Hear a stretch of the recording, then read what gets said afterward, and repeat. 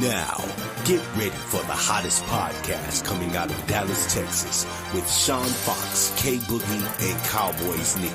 Stars talking Cowboys. Let's go! Yo, here we go again, back up on the scene. Stars talking Cowboys, you know what I mean. The podcast repping everything with silver and blue. Keeping it real, that's what they do. Let me tell you about the crew. Sean Fox, spitting facts. K Boogie's giving game. Nikki's got the stats, so of course she covers everything. It's showtime, so let's get to the biz. And that Stars talking Cowboys, yeah, you know what time it is. Yo, welcome back to another podcast episode of Stars Talking Cowboys. Starring Sean Fox, K Boogie, and Cowboys Nikki is in the building. You gonna dig this. Let's go.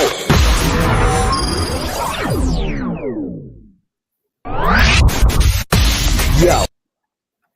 What's up? What's going on with you, Playboy? How's everything? How you doing? How's everybody out there? Honestly, still a little upset that we're not playing. That we didn't play last weekend. I get it. Yeah, I know. It was some good football last weekend too. It was some really good football. A lot of surprises, bro. A lot of surprises. A lot of surprises. It is what it is, man. It is what it is. We should have taken care of business, man. We should have been out there last week, man. No, most definitely.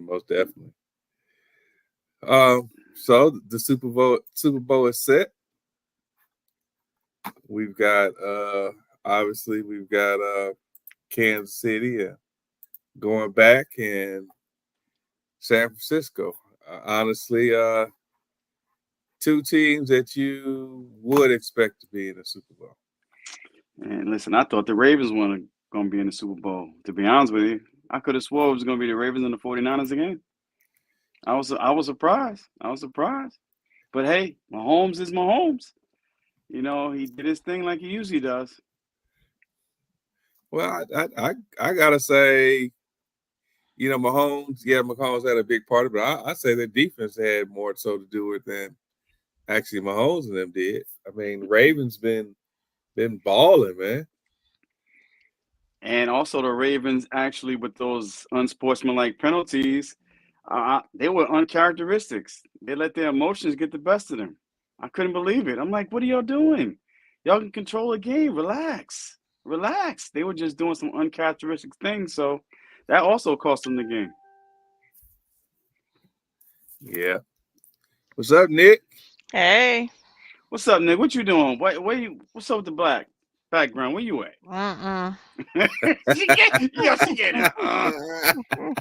Wow. Oh, Lord.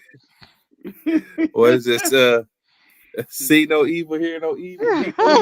Don't be one of them nights. Oh my man. God. So,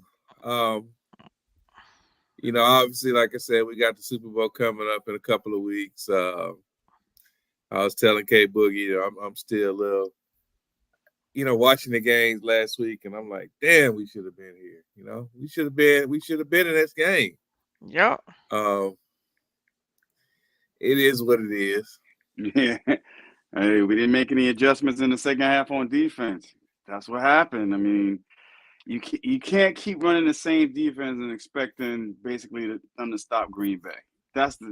I'm like, dude, what's wrong with you guys? You see all the other coaches, they make adjustments. We didn't make any, especially not on defense. Zero. All right. Well, that's enough about talking about our game. Let's get into the games that were actually played last week. You know, you want to start with Baltimore and Kansas City. Like I said before, I was surprised. I was really surprised at Baltimore's inefficiency to run the ball. They ran the ball 6 times. Why did you run the ball 6 times? I thought it was 8. No, it was 6. They said they ran 6 times, and Kansas City had 5 defensive backs out there. I'm like saying to myself, they're telling you to run the ball. Why are you passing the ball, Lamar? What's going on with the OC? They I had couldn't believe it. 25 passing I couldn't calls, I and couldn't that's believe it. crazy. They And got that's away not from their formula. Lamar.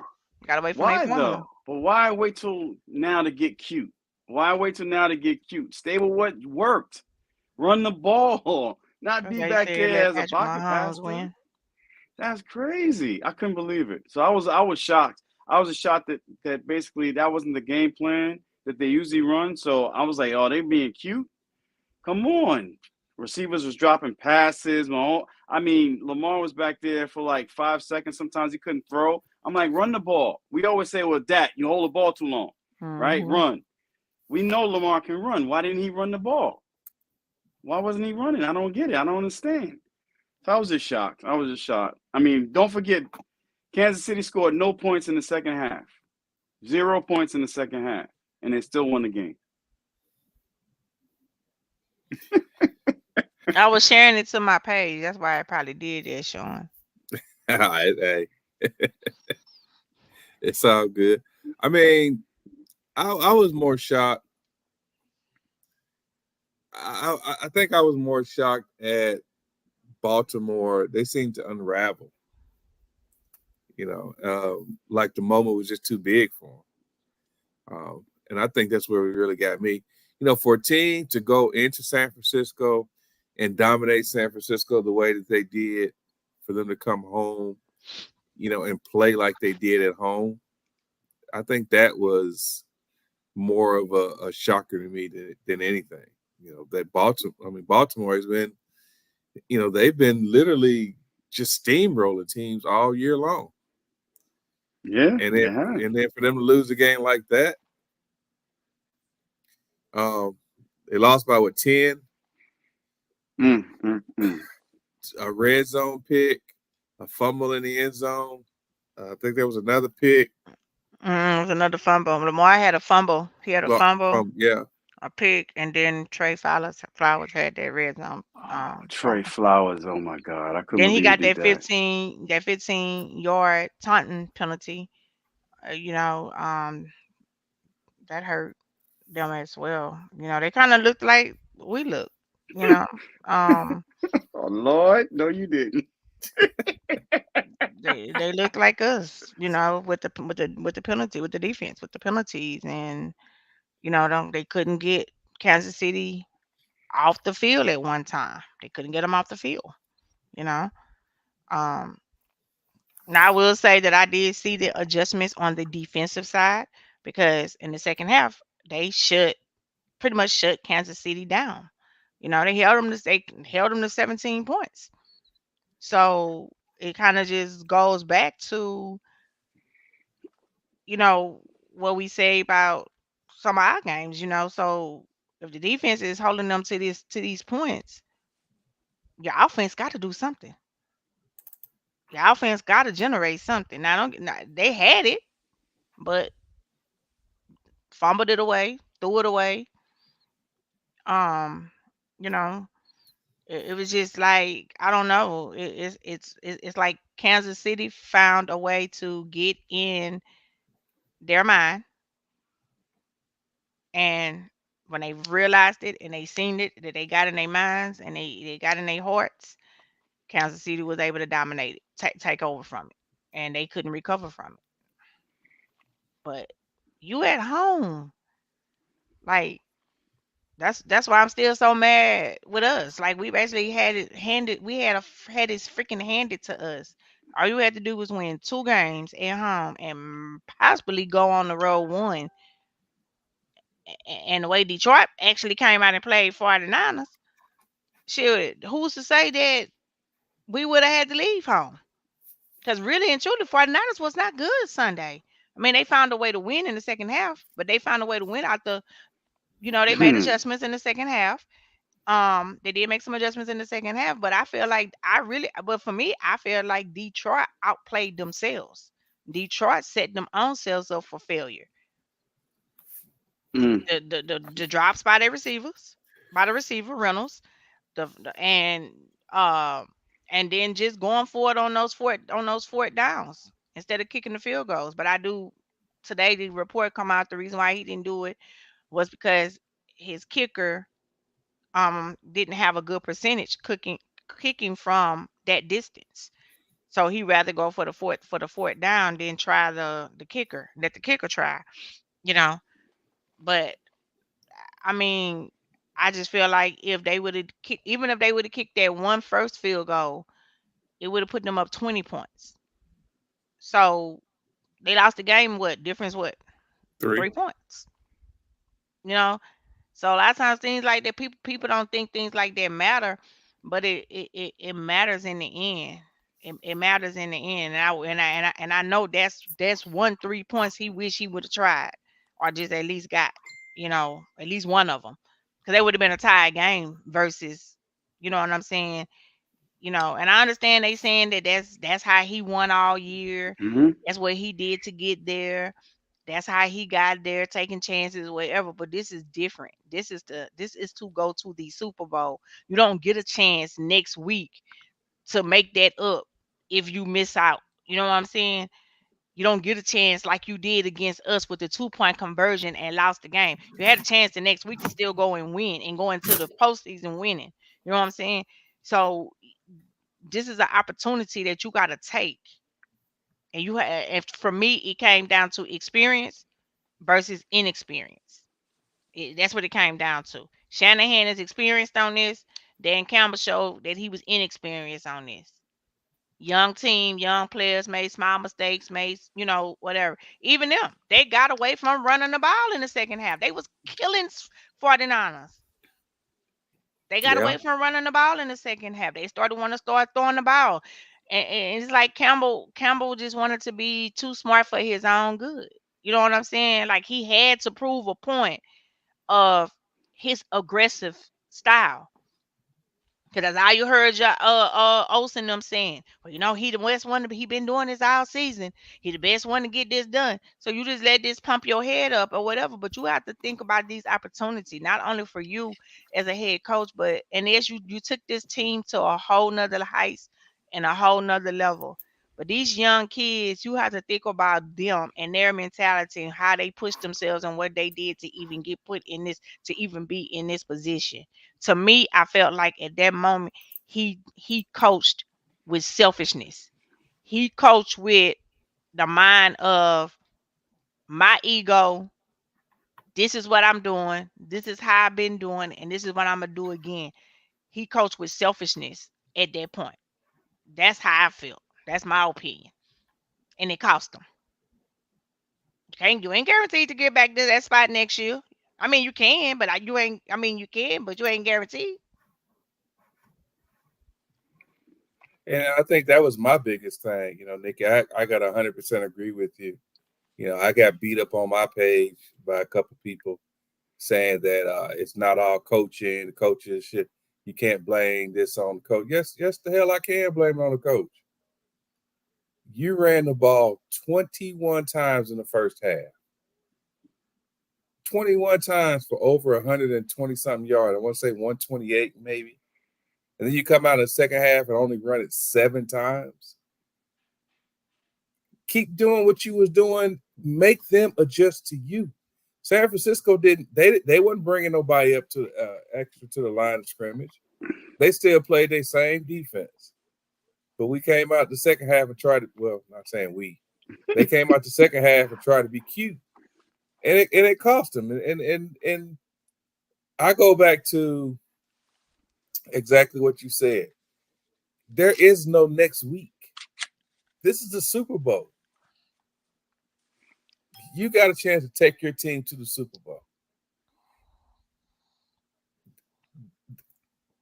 You don't leave points on the board. You just don't. And you don't have to be a super coach to realize stuff like that. And I don't get it. I just did not get it. I did not get his decision making at that time. Nope. See, I'm going to take it a little differently. The first one, when he went for, he should have went for that one. It's the second one I have a problem with. The first one, Josh Reynolds dropped that ball. He He saw an opportunity to say, listen, we can put this game out of reach if Josh Reynolds catches that ball. That's the one I'm like, all right, cool. But the second one, when he went forward, I'm like, why? Why not either kick the field goal or punt the ball? That was the one to me that really changed the game. To me, was the second one, not the first one. The first one, Josh dropped the ball. Then Josh dropped another ball on third down. So I'm saying to myself, pull him out the game, talk to him, because he's going to cost us the game. Right? The first one, though, that one was a good call. It's just the fact that Josh dropped the ball. Now, the second one, I have a problem with that one because the 49ers read it play. Nobody was open, so that was off or not. So, K-Boogie, even with that, he still left points on the board. Yeah, he did. You lost by 3. You make one of those 2 field goals, you at least go into overtime. You make both of them, then you putting the pressure on San Francisco to have to score again, to have to score another touchdown to beat you. I just, I just know on my end, I'm taking the points. Now, when they went for it how about this? So if he was so aggressive when he was down there on the 4-yard line and they kicked the field goal in the first half, why did he go for it then? Because I believe that he wanted to put the game away in the second half, and that's why he kept going for it. The first one, he was like, you know what? I can put this game away right now if we score right now, and that's what he did. Just so happens that Josh has dropped the ball. No, I'm talking about in the first half. First half. No, I know. Yeah. But I'm saying that was he thought about it. And then he was like, you know what? Nah, I changed my mind. But all I'm saying is when he did it in the second half, he just wanted to put the game away. That was my thought. So everybody keeps saying he stuck to what he's been doing all year. You didn't do it in the first half. You did the smart move and kicked the field goal. I get that's the point. And I'm not disputing you, K-Boogie. No, it's all good. I'm really, this is for the people who came on my page and were just talking shit to me. What were they saying though? Like, why? What was their merit for coming at you like that? Just because that was your opinion? You can't blame the coaches, and you can't. It's not always on the coaches, on the players, and they mentioned the drop passes and this and another. But as a coach, if I'm on my way to the Super Bowl, I'm going to make the decisions that's best for the team. I'm going to make the decisions. I'm not going to if I got a chance to put points on the board, I'm going to put points on the board. It's just like going back in the day when, remember Hack-a-Shaq? Yeah, all the time, Hack-a-Shaq in the fourth quarter. So what was why did the coaches make the decision to hack Shaq? Because he couldn't shoot free throws. He couldn't shoot free throws in the clutch. So in a close game, the coaches made a decision to benefit his team. Yeah, no, you're right. You're right. Yeah, I mean, you're right. It's just fact that Dan is just who Dan is, and like nigga said before, I mean, he didn't take into consideration about the players and the fans at that time. He just said, the heck with it. You know what I'm saying? We've been doing it all year, so why not? I have faith in my players. And he said that. He said, listen, I have faith in my players. And that's why I was going for it. I get it. And I get that you want to have faith in your players. And I'm not knocking him for having faith in his players because that's how a coach is supposed to coach. You're not supposed to coach scared. And I get that. But you also have to be mindful of where you're at in this game. I know you know what the game means to you because you fought all year to get there. And you got there. Like out of 31 other teams. You know what I'm saying? You are one of those teams that's still standing with the opportunity and the chance to actually do something NFL history. So you don't take that away from not only you as a head coach, but your young players. One of the youngest teams in the league. that away from you don't take that moment and that opportunity away from them just because of something that you feel like you've been doing or whatever. You have to know your moments, and as a coach, you have to know your moments. Same stuff we say about Mike McCarthy. You got to know your moments. You got to know where you at in this game and where you going. You got to know. And I just feel like he let ego, he let the mind frame of I've been doing this. I just feel like he let it take over him. To be honest, if you was gonna do that, I just would have rather you just punt the damn ball and pin 49ers deep. I just rather you had did that instead of just giving them the ball right back right there. Because when that moment happened, I said it. I said this about to be it for Detroit. I said if 49ers score off of this a wrap. And they scored. And little behold, they might have been all right if Gibbs didn't fumble. But when Gibbs fumbled and they tied that game, I say this is it. I say if Detroit don't go down the field and score on this next drive after they tied that game, if they let 49ers take the lead, 49ers ain't giving it back. I knew it.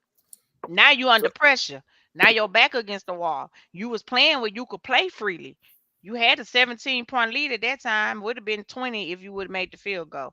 But I just would have rather you play with the 17-point lead. Just kick it deep and rely on your defense. Because your defense had been doing a good job. They have been doing a good job with holding Christian McCaffrey and or whatever. You know what I'm saying? It was when they got closer to the 49ers red zone that you started seeing 49ers kind of dominate them. But when they was further down the field and they had to get there, Detroit defense was holding them. They wasn't giving up the big runs to Christian McCaffrey. Then other things hurt. They let Purdy get out the pocket. They let him run. They let him pick up yards. You know, when he thought you had him down for a sack, he gone. He didn't escape. You know, so it was just it started to look like the young team that they are. They started to making minimal mistakes. They started making minimal mistakes because now they under pressure. They under pressure now. When they was playing relaxed, when they was playing with the lead, as relaxed as they was, you seen it. But then when they started getting under pressure, you also seen it. And I mean, they young, so they gonna get it. They gonna learn. But I felt horrible for them. I felt bad for those young men. Because they bowed. You have to give them their credit. They bowed all season. Now, Reynolds, I would have left his ass in friend. I would have let him get away home. As a matter of fact, I would have put him and Campbell on the plane together. Y'all go sit down and talk about it. What's the cat that waved to the 49ers fans? Are you talking about Gardner? Gardner. Because, you know, he had been, him and Debo had been beefing. They been beefing, him and Debo. So I'm like, dude, you done wave to this dude. Now he can wave back at you. Oh, my God. So let me ask a question. What if we were in that situation and Mike McCarthy would have made those decisions? Mike McCarthy would have made it back to Dallas.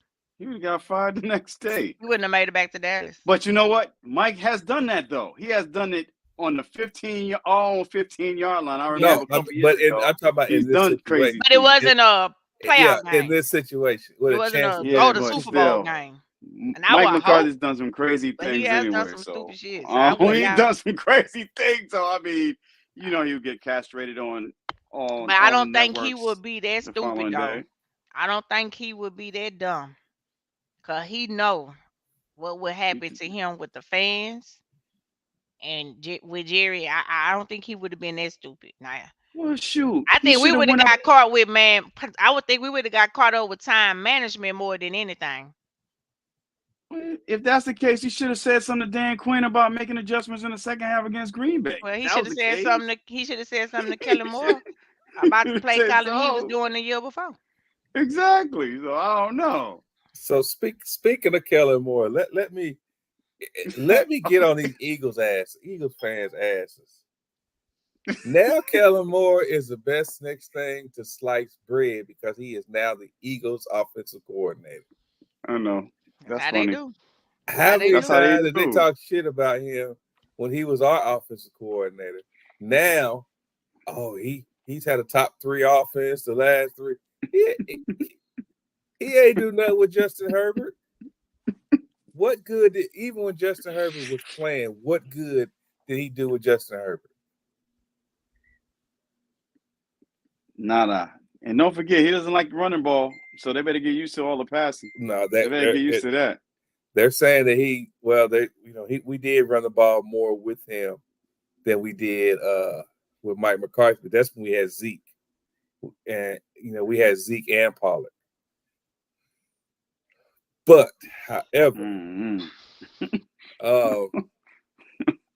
I just love it. I love it that when somebody's on Dallas, this team that they're trash. Mm-hmm. And then the minute they get to a certain team, now they're the best. They're the next best thing since sliced bread. Same thing with Murray. Yeah, when DeMarco Murray left and went to Philly, he was going to be the greatest. He the greatest. Y'all messed up. Y'all didn't want to sign him. We going to Super Bowl. He ain't have, but he had -3 yards. I'm like, man, y'all going to Super Bowl, all right. And he ain't played no more since then. So getting back to Detroit, I don't understand how these teams think it's not easy to get back to the Super Bowl. Right. Look at Cincinnati. Look at Cincinnati when they went to the Super Bowl. Have they been back? Yeah. Injuries and free agency. People have to understand that injuries play a part in this, and so does free agency. Because you might not have the same team going back, so you got to take advantage of the opportunities when you have it. And you might not get the same intensity from players the next year. You know what I'm saying? Yeah. You might not get the same intensity from players. And he basically, this is what you said, Sean. That's what he said. He told his team that unfortunately they might not get back there next year. They might have to work. They're gonna have to work twice as hard to get back there. That's what he told his team in the locker room after the game. That they might not get there back there. So like you really thought that was the right thing to tell them at that moment when you part of the reason why? I understand you being real, but I don't think that was the moment for you to tell them that. They already walk around with their head down. They blew a damn near 17-point lead. And you tell them they might not get back there next year. Harsh reality. I get it. Maybe he told them that to have the drive in them for when they come back for next season, But that's gonna be hard that's gonna be hard to sit down and watch, knowing that you was a game away from getting there. Don't forget they have a first place schedule next year too. A lot changes. A lot, yeah. A lot changes. You got the first place schedule now. So hey, it's not a second and third, it's a first place schedule. So things change in a hurry in the NFL. Yeah, let me see who they play next year. I'll pull that up while we are discussing it. I actually felt bad for Goff. I did, because Goff played a great game. He didn't have no turnovers. He didn't have, he played a great game. He had a couple of throws, couple throws here and there. But the 2 drops definitely wasn't on him, because both of those drops hit Reynolds in the hands, and he should have had them. He played a great game. I can't take that away from him. And in my mind, I was like, oh, okay, so Goff and Stanford, they swapped. So Matthew went with went with a new team after leaving Detroit, and now Goff gonna go with a team after leaving the Rams. Even though Goff went with the Rams that one year, when they played the Patriots. But I felt bad for Goff, because he played a good game.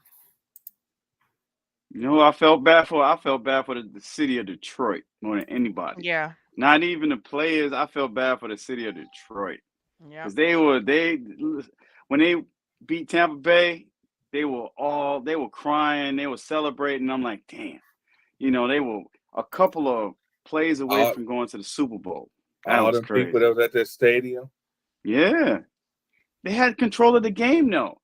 That interception that hit the safety's hands, that bounced into the receiver's two interceptions. hands. They dropped 2 interceptions. God, I was like, that was game changing. I said, you know what I said? I said, I bet you if they was playing us, they would have caught that goddamn ball. Mhm. That's And the exactly what I first said. person I thought about was Sean when I said when he always say, it takes a little bit of luck. And that's the first thing I thought about. And when I say Sean, I say Sean always say that. It take a little bit of luck to It's be on your side. And just a San little bit. Francisco had that little bit of luck They with them had with a that lucky ball with charm. that. I mean, like, who thought that boy was gonna catch that ball with one hand like that? You know what I'm saying? I just knew it was finna hit the ground. You know, Brandon I was like, Ayuk. damn. I was like that. I was like, so maybe it was destined for them to go. I don't know because it was just like, and I can't really say the refs was bad in this game because the refs wasn't as bad as I Mm-mm. expected them to be. The refs Mm-mm. wasn't even bad in this game. I think pretty much everything the ref called in this game was pretty much accurate. Yeah, I can't say anybody. I can't blame anything on the. Like I said, in my opinion, it was just the fact that they ran the ball 21 times in the first half and only ran 8 in the second half. Yep. That was a killer for me. And the two decisions to go forward on fourth down versus, kicking a field goal. Well, isn't that ironic that the Ravens and Detroit went away from the running game? Yeah, of course. And then both teams that won stayed with the running game. Yeah. So that tells you that you need to be balanced when you're going into the playoffs. You need to be balanced on both sides of the ball, and especially running the ball and passing the ball. You need to be balanced. So hopefully Jerry Jones is watching this and saying, "Listen, you know what? We might have to change our little scheme up a little bit. We need to be more balanced on offense, and we need a running game." Well, not only that, I say this. So Detroit was up. San Francisco was losing at one point. Was it 24-7? Yeah. They were losing 24-7. The way our team is built and the way our team has been playing, our defense, like we did against the Lions, we would just kept giving up points. San Francisco defense buckled down against Detroit, and the offense came back and put up points. So it's always a team. It's a team effort. It's always a team. It takes a whole team to win a game. Offense is not going to be able to win every game. Defense is not going to be able to win every game. Special teams is not going to be able to win every game. But it takes an effort from all parties to be able to win a game. And you can clearly see that Dan Campbell, I don't want to say he doesn't have any faith in his special teams. But if you're not using your special teams, this is the end result. It is what it is. And so let's get back to Detroit's schedule for next year. They're going to be playing at the Cardinals. They got the Bears twice. They got Green Bay twice, Minnesota twice. They got the Rams again at home. They got Seattle at home. They got Jacksonville at home. They got the Titans at home. They play at Houston, at Indianapolis, at San Francisco. Let me make sure I got the right schedule. Yeah. They come back to Dallas. They got Tampa Bay, and they got Buffalo. Not easy.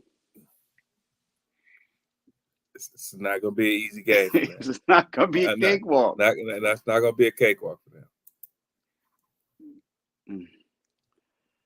Oh man. And I was pulling for Detroit because I said, you know what? That's going to be ironic that they start off the season with the Chiefs and they're going to end the season with the Chiefs.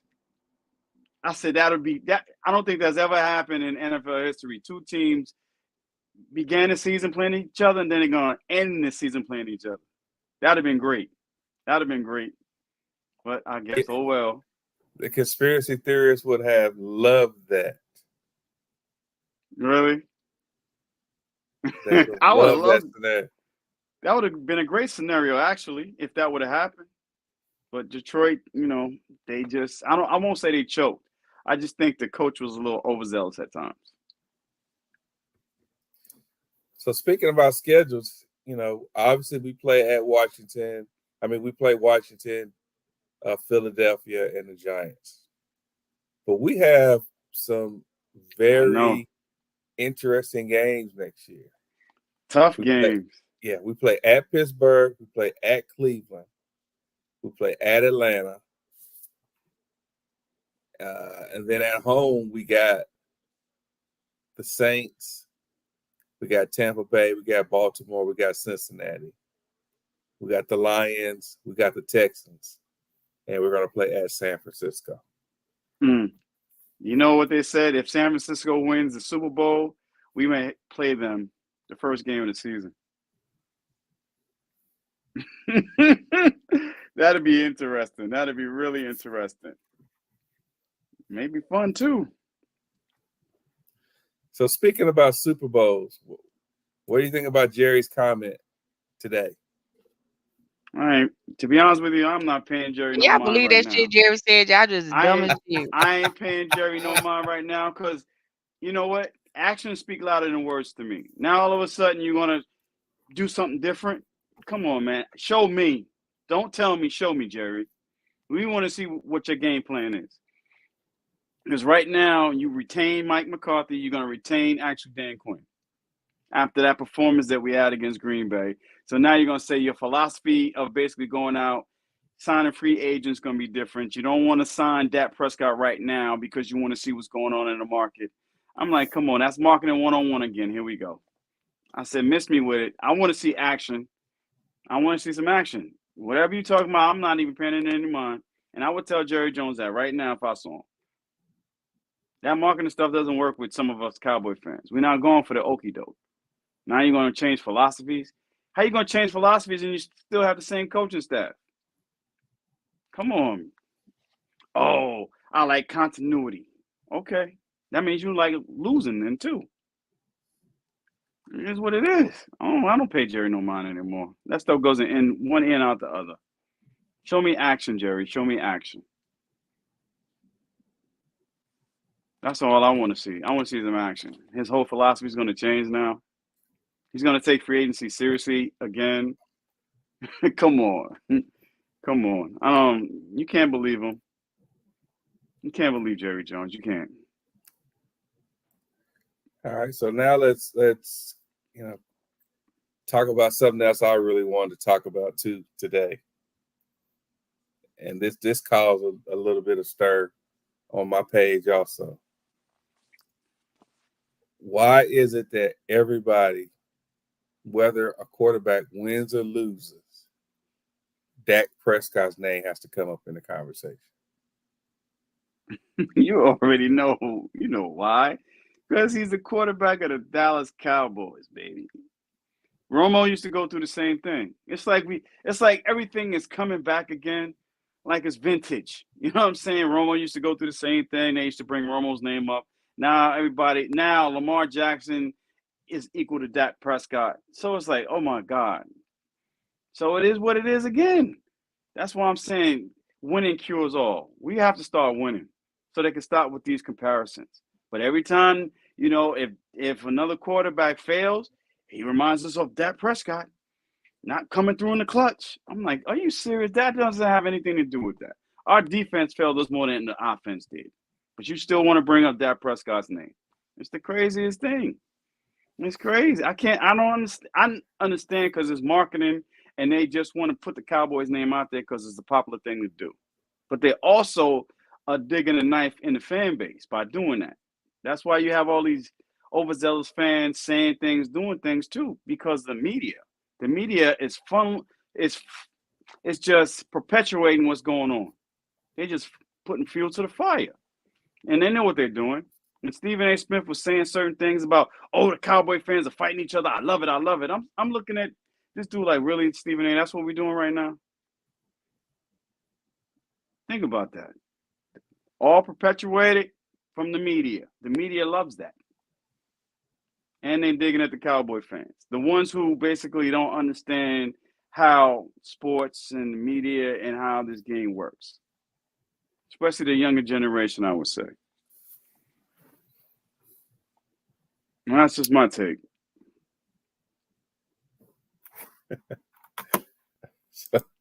Somebody said Jerry's gonna go get Taylor Swift. Taylor Swift. That's another thing too. The NFL been making what $330 million because of Taylor Swift. When I saw that, I'm like, marketing 101. It is what it is. It is what it is. But getting back to your question, though, of course, they always going to bring up Dak Prescott, man. They always going to bring him up because he's the quarterback of the Dallas Cowboys. If he was successful, they probably wouldn't do it. But because we haven't had a lot of success in the playoffs, that's why they keep bringing his name up. We got to start winning. Winning cures all. And that's one of the problems that we have right now. We definitely need to start winning. But I think the biggest thing, I think one of the biggest things is that I think that sometimes we let the media overhype us, as fans. Some of us fans. Let me take that back. We don't drink the Kool-Aid. Yeah, some of us fans. Because, contrary to popular belief, I know everyone on this show, if Dak Prescott does good, we give him his praise. If Dak Prescott messes up, then we criticize him like everybody else does. But one thing I'm not going to do is I'm not going to, and I asked this question on, before, how can you holler, here we go, all 3/4 of the season once that here we go stuff came out? Yeah, what's up, Keith? How we holler, here we go, to Dak Prescott, when he's helping to win games, and then the minute we lose, next thing I know, he's the worst thing that has ever hit the earth. Exactly. And I can't understand why. I think another thing that I can't understand is, and I said this to somebody, in a group. Yeah, even if you're going back to the Detroit game, yeah, Dak messed up. He threw an interception. He threw one. However, Dak is not the one who allowed 3 rushing touchdowns. Dak wasn't the one who gave up 2 third and longs to wide open receivers in the middle of the field. And if you go back and look at Jordan Love, he had 0 fundamentally sound mechanics in that game, throwing off his back foot to wide open receivers.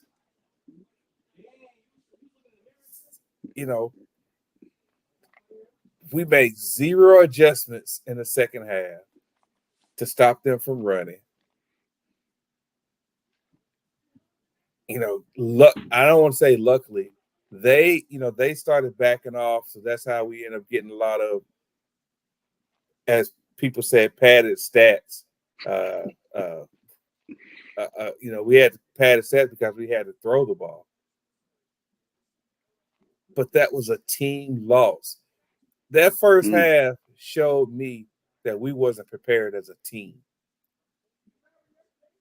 The whole team. Green Bay came down on their very first drive, went 75 yards, and ran the ball down our throat.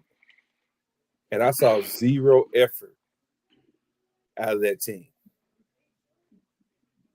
No. Then we came out and did we ended up punting the first drive, didn't we? Then they came back down and ran the ball down our throat again. Jordan Love throwing it to wide open wide receivers. We just like a team that wasn't prepared. No passion. We didn't play with any passion in the first quarter. Maybe in the third quarter we tried, but in the first quarter, some of the second, there was no passion there. I didn't see any passion. I didn't see any fire. I saw lackadaisical effort that was out there, and that comes from coaching. This is one of the biggest games that we could play right now that could set us up for the playoffs, and we came out lackadaisical. And that's coaching. That comes from coaching, and I don't know what Mike McCarthy was preaching to the team, but we came out really lethargic. I don't understand. I still don't understand it. I don't understand either, because the football gods laid it out for us. Mm. The Eagles lost 5 of 6 of their last games. You know, we had the situation where we beat Detroit, and as a Cowboy, as a real football fan, we should have lost that game, but we didn't. We won. So the football guys laid it out on the freaking platter for us, and then we shit the bed. We literally shit the bed. Do you think it was overconfident against Green Bay, or they were reading the clippings about how great they were and they should be going to the Super Bowl? But yeah, that's why I said I think that the media hype has got to us, and I'm talking about fans and the Dallas Cowboys. You can't tell me nothing. You can't tell me these guys don't wake up and get up in the morning, or watch the reruns of it, or watch to see what Stephen A. Smith is going to say. And you can't say that they don't, because they do. Because that's why you see the responses that you get from them on Twitter and other platforms. We need some different leadership at the top. I'm telling you something. Like I had said to some friends of mine, I said, man, I wish I had Mike Tomlin. I said, Mike Tomlin does so much with less. Imagine Mike Tomlin with this team and as talented as we are, and the attitude that he would bring. I said, man, we need a coach like that. And I said it. I said, I don't care who's listening. I said, I want Mike Tomlin too. I want a coach, Jim Harbaugh. I want a coach that's going to actually demand excellence every time we step on that field. Demand it, or else we're going to have problems. And right now, hey, we're not getting that. Also, personnel. The last 4 teams in the playoffs, granted, Kansas City is an anomaly because they have Patrick Mahomes. But all 4 teams, the last 4 teams left standing, they all had running games, whether they use them or not. They all had linebackers that could stop the run. Yes, indeed. And defensive tackles, too. They were meaty and pause, but, they were big up front with the defensive tackles and whatever. And we draft Mozzie to lose weight. We put him on Nutrisystem to lose weight. Why? I'm still trying to understand. How you going to draft this 335-pound defensive tackle, but then you want him to lose weight and be 305 pounds? I'm still trying to understand that. Why? That made no sense. But anyway, I don't know, man. It's just crazy. Kelly. He might go into cardiac. He better not. I mean, hey, it's the way of the world. Listen, the funny thing is the Houston Texans can have one, but we can't because we're the Cowboys. Dusty Baker can be the coach, the manager of the Houston Astros, and you're going to tell him Texas Rangers game? Come on, man. Times are changing. We need different philosophies. We need coaches that's going to come in here and demand excellence. But I just like Mike Tomlin. I think Mike Tomlin gets a bad rap. And some of the Steelers fans, basically, they say, oh, he needs to go. I'm like, you want to switch? I'll take Mike and you take Big Mike. I'd rather have Mike Tomlin and you can have Mike McCarthy. You want to switch? Because he does more with less. Because we have too much talent on the team not to be advancing to the NFC Championship game. We have too much talent. There's no way. We have talent 2 out of 3 years and can't get there. So speaking of coaching, Bill Belichick. Why do you think Bill Belichick don't have a job? Because the game's probably passed him by a little bit. They said Atlanta said he wanted too much control. He wanted control over personnel, players. He wanted to be able to say who you draft, don't draft. And they said that he only wanted like a 2-year deal, and they didn't want something that was going to be that short term in case it worked. and then they have to start all over again if it didn't work, or if he decided he just really wanted to walk away. So that was the deciding factors for them with not taking Bill Belichick. And he said he gonna sit out. He might just sit out for 2025. And he said he'll wait for some more, which I like. I was like, Bill, you about to be 78 years old. He was like, I'm gonna just wait till 2020. I'm gonna wait and see and wait on the next round of hires for next year because he just knows some more coaches gonna get fired next year. I'm like, Bill, the game gonna really be in past you. Bill gonna be on Monday Night Football with Sunday Night Football with Rodney Harrison somewhere. Nah, he might be on there. He might be on Fox with basically Tom Brady. Who knows? Because Tom Brady's going to be the head analyst for Fox next year. Who knows? You never know. You never know. Maybe I think the game's passed him by a little bit. And look at the reflection that's going on in New England for the last couple of years. Just like Dan Quinn giving up all those points and yards to basically Green Bay, he has to sit down and talk to these owners about, okay, so how come you gave up so many points? Why didn't you make adjustments? They're going to ask you those questions, just like they're asking Bill probably. Hey, what's been going on for the last couple of years with your offense in New England? Your defense is sound, but what about your offense? This league is basically a throwing and passing league. So what's going on with your offense? And he has to sit down and answer those questions. Maybe they're like, well, maybe his scheme is old and maybe his techniques are old and outdated. That's another thing too. But I'm going to go back. Once again, I'm going to go back to, something I said earlier. Yeah, this might be a passing league, during the regular season, but in the playoffs, it's all about the run game. Yeah. It's all about physical. Yeah, it's all about being physical. Regardless of how great Patrick Mahomes is, he still has that little young cat in that backfield running that ball hard. Pacheco. Yes, sir. Yeah. So when are we going to realize that, we've got to throwing the ball up and down the field and being the number one or one of the top 5 offenses in the league is all great and fine and dandy, and it puts fans in the seats and it gets you. Well, we're gonna be spoken of first on SportsCenter anyway, but it gets you, all the oohs and ahs in the stadium. But we're talking about the playoffs. I'd give up being the number 1 offense in the league during the regular season to make it to the NFC Championship game because we've rushed the ball, 25, 30 times in a game and get 150 something yards, and our running back stable has gotten 2 or 3 touchdowns.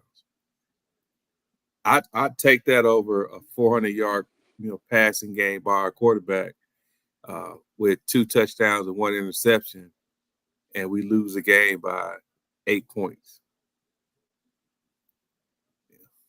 Yeah, but that's us, though. We're sensible. We're not playing fantasy football and FanDuel like a lot of fans are when they see those stats. You know what I'm saying? And Jerry not replacing Zeke, that was our downfall, too. Because I said you can't have Pollard, who's basically a change of pace back, as your featured back.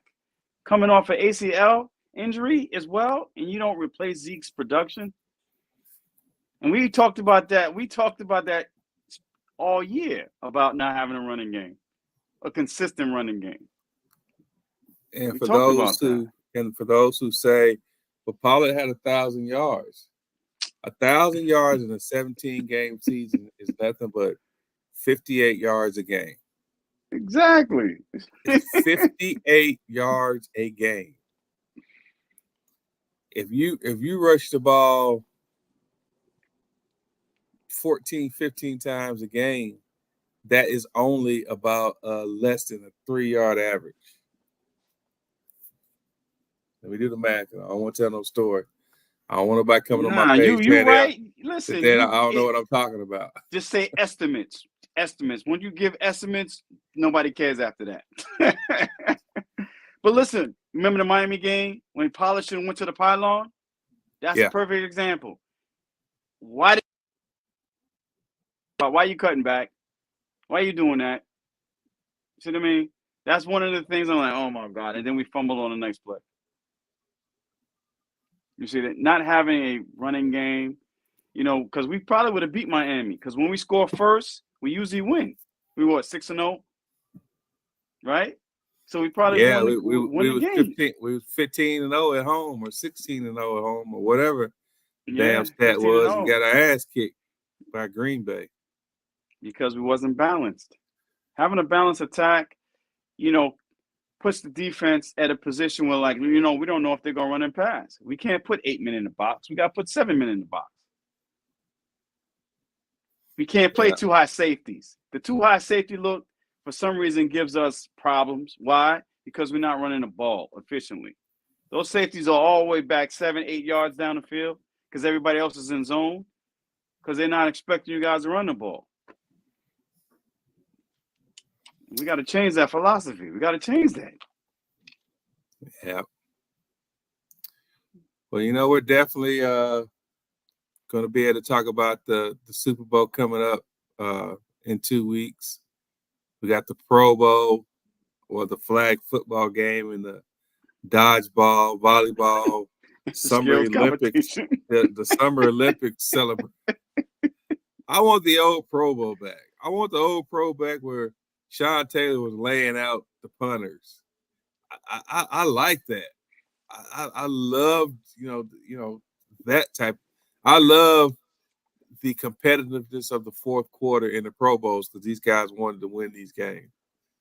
Now we have to watch flag football. Too much money involved, the injuries and whatever else. So no, you'll never get that back. You'll never get that type of aggression back in the Pro Bowl, unfortunately. Sean Taylor, boy. Rest in peace. He was great. When he lit that punter up, I was like, ooh, he's taking this seriously. But you'll never see that again, unfortunately. Hey, let me ask you a question about running backs. Do you want the Cowboys to go after Derrick Henry? Because I've been telling people I don't want Derrick Henry because he has too much mileage on him, man. He's getting up there in age. Why would you want to have a running back like that? Remember Eddie George? Eddie George, to me, is like the same thing, the same situation. We needed a running game, and we went out and we signed Eddie George, and Eddie George couldn't do a damn thing. I want a little young stud. I do too. To come in the game. Like I was so upset at Atlanta for not using Bijan Robinson more than what they used him. Oof. That kid was dynamic. Very. But he was regulated to a backup. And I get it, the little Smith kid, he did pretty good.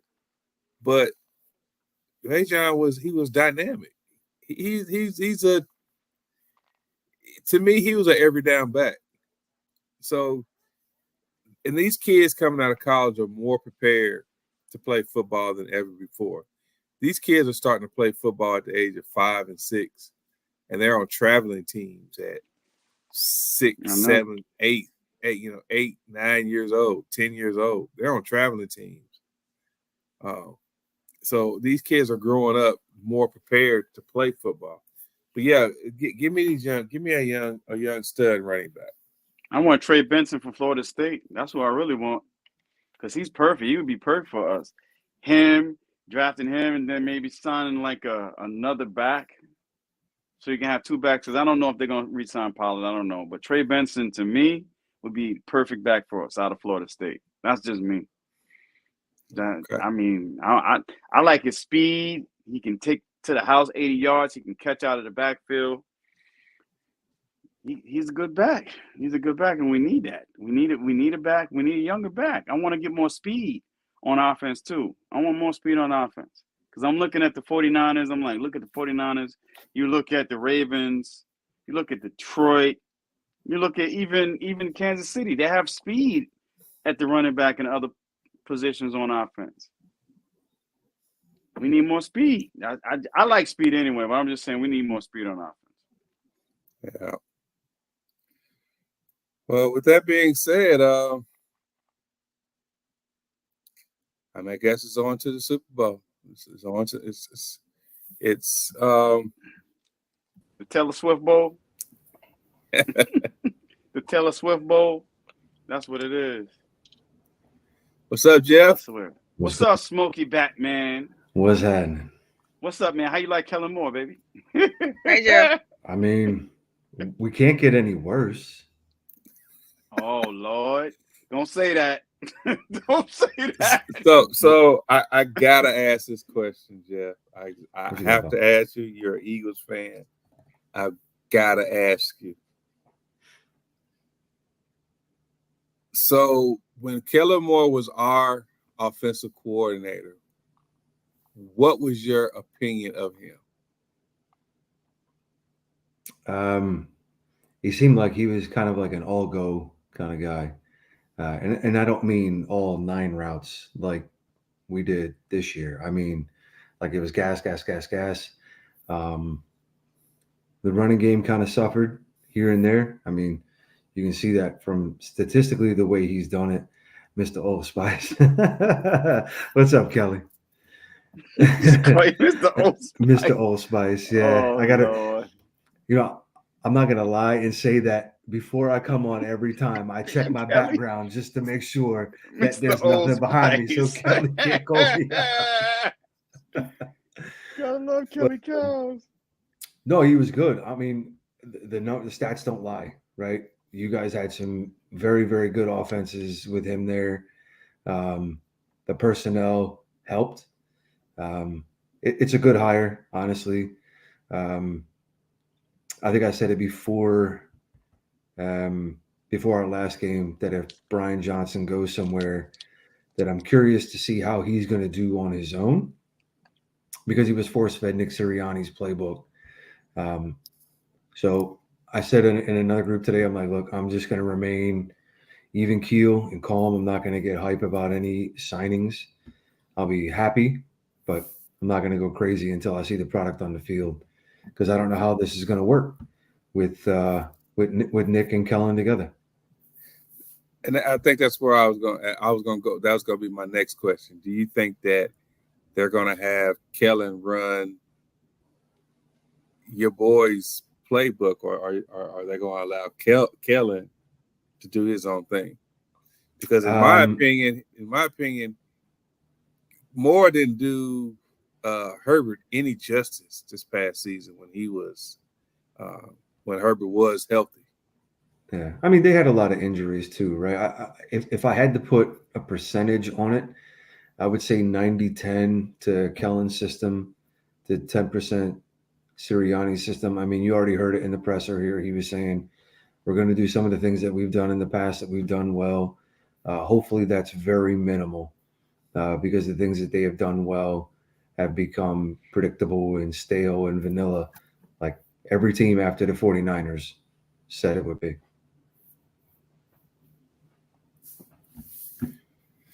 So let's get your take on the coaching decision by Campbell in that game against the 49ers, particularly going for it on those 2 4th down plays that were unsuccessful, and he could have got at least 3 points out of each of those situations.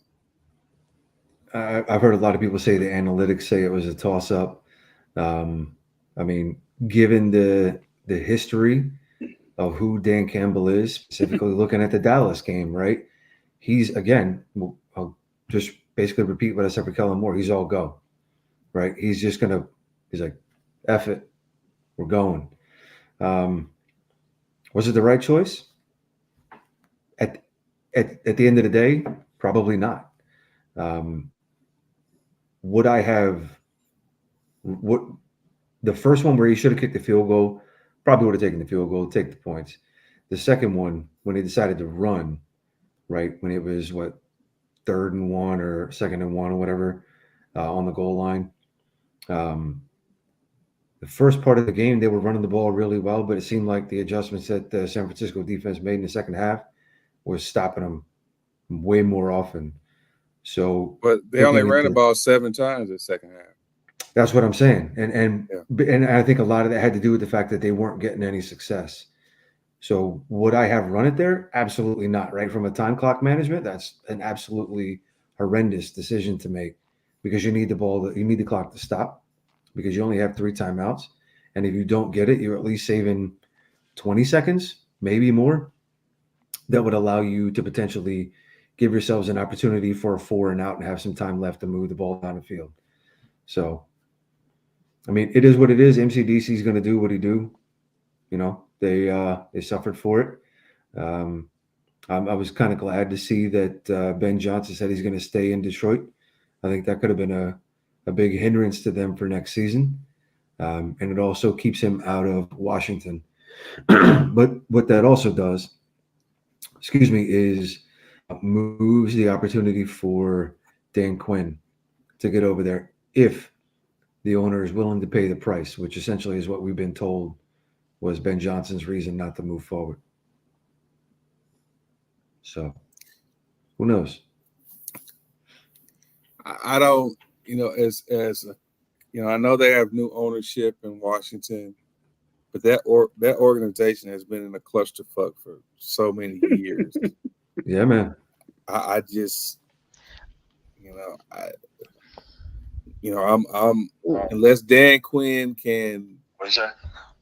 Unless Dan Quinn can come off his high horse and realize that we do need some linebackers, every big safety that you bring into the league cannot be a linebacker. And that Green Bay game, I went back and watched the all 22 and some different angles of Green Bay running it. Our boys just got bullied. They were outmanned. They just got, their O-line just out-bullied our linebackers. They were essentially, blocking and scraping to get into the second level with ease and just pushing them guys out the way with like it was nothing. But that's also something that's been talked about throughout the year with you guys as well. I mean, that wasn't the first time that you guys have seen that. But I mean, without any, weight in the ass, like you can't just fix it after free agency's over, right? You just have to hope and pray. I mean, you got to get him on that Cartman weight gain at 3,000, maybe put some weight on him or something. But I mean, beyond that, bro, you got to roll with what you got, like we did. Ugh. We tried to sign Shaq, but it didn't work. He went to Philly. No, he wanted to go with Sirianni because of the familiarity with him. I don't think it had anything to do with playing time. I don't think it had anything to do with who had the better opportunity, because at that point of the season, you guys look like a better team, and you were the better team for the majority of the season. You gonna resign him? You gonna try to resign Shaq? No, sir. We're going a different direction. Yeah, it's a real quick no. He said no, sir. That's quick. God dang, God. Just kick him out. Just that's it. Bye. Finish what you done. Sorry about it. I mean, he's saying, he's like, I want to prove that I can do it. Well, buddy, you didn't. Sorry about it. Same thing with Byard. Bye.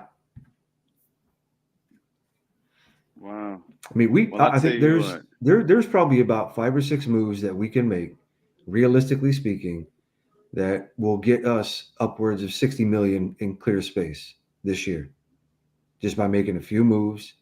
And that's a dangerous thing for Howie to do, is have $60 million in free agency, especially with the folks that are out there. That's with eating Bradbury's contract, mind you. That's with eating that. It clears $60 million. And I tell you, there's one dude who you guys played this year, late in the season, who I'm eyeing real hard right now as a free agent prospect, depending on what we do with some of our position coaches, I should say. Hey, we got our eye on some linebackers too. I tell you, I'm not even talking about a linebacker. I got Devin White on my radar right now, bro. Devin White in a Cowboy uniform, man, make that happen. That's what I want to see, somebody like that, and then draft another one. You know what I'm saying? But we have to see. It depends on who's going to be our defensive coordinator. Like, I like Mike Vrabel. I think Mike would do a great job here in Dallas, but I don't know. I don't know what Jerry and them have up their sleeve. I don't know. That's if Quinn doesn't stay. And, you saw if Quinn goes, Al Harris said he's going to go too. I don't know if Quinn's staying, though, because he just rose to the top for that choice after Ben Johnson is pulled out of Seattle and Redskins, Commanders, whatever their name is. He can pretty much make his choice now, huh? Right. So can we run it back real quick about Commanders, because I just want everybody to tell me that what I said from the beginning about EB going to the Commanders at the time he went was not the right time to go. Did I not sit on this show and say I felt like EB moved at the wrong time? I said you don't move when a team is finna go under new ownership. Unless you got something in cold hard writing that this new ownership gonna come in and they're gonna still keep you, or they gonna still give you the opportunity at that position. Now they interviewed him, but Mhm. they interviewed him to make it look good. They interviewed him so they can say, well, we don't want it to look like we overlooked him being that he was already here. And let's be fair, the season he had and the season they had didn't help his case. But you can't blame EB for that either, Mm-mm. because for one, he was working with an offense that had injuries. He was working with Sam Howell. Sam Howell had some good games, and he did throw some games that he had a lot of yards in. However, but then you have to look at the defensive side. They traded away a lot of his defense, you know. So he Mhm. didn't really have much to work with. Like offense was trying to score and score, but the defense wasn't what it needed to be to help the offense out. You know what I'm saying? They just wasn't strong in some of the areas they needed to be strong in. Do they all fall on EB fault? No, it doesn't. But I said it. I knew it. I said it. I said this is a bad time for him to move. I understand that you want to get from under Andy Reid. You want to go try to make a name for yourself. You want to go try to prove a point. Washington baited him in with that offensive coordinator slash head coach. You know what I'm saying? They baited him in with that assistant head coach, offense coordinator, and he could run the offense however he want. He can have control. Yeah, they're gonna tell you all that. Yeah, they're gonna give you all that because they know that they not even finna be over you no more after this year. What was everybody hollering about? Oh, Magic Johnson got 6%.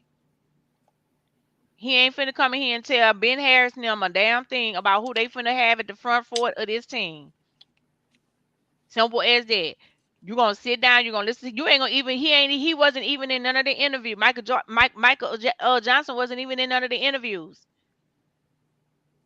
I knew they was full of shit when they said, "Oh yeah, we interviewed Eric. Oh, he was the smart. He's so smart, and interview was great. Interview was interview was this. Interview was that." Okay, so why you saying you ain't gonna hire nobody until after the playoffs? I mean, until after the Super Bowl. You really wanted Ben Johnson. If Ben Johnson would have told them Mhm. today that he was gonna take that job, because they already had put reports out there that Ben Johnson was gonna be the head coach. But what happened with that was Ben Johnson wanted the amount of money he wanted, and the Commanders didn't want to pay him that amount of Mhm. money that he wanted. When the Yep. Commanders seen how much they wanted to pay, they sent a hoo through the wire to Seattle, and Seattle was like, "We ain't paying him that neither." So he might well go and stay over there and run it back with Detroit one more year. You know what I'm Yep. saying? We ain't paying him there neither. The Panthers wanted him, but he didn't want to go to the Panthers because he felt like the Panthers was a total mess. That's a You know, volatile place to coach it, man. right now, like the owner throwing drinks on people. You Yeah. know, so Wait. I understand it, but I said it, and I ain't call no names.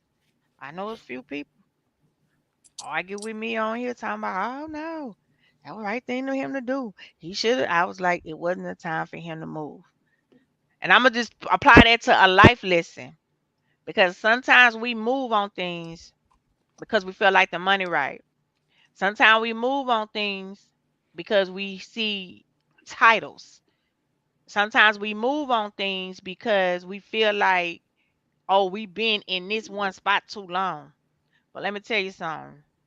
Sometimes you gotta wait on God. And sometimes when it ain't time for you to move, you wait for God to tell you it's time to move.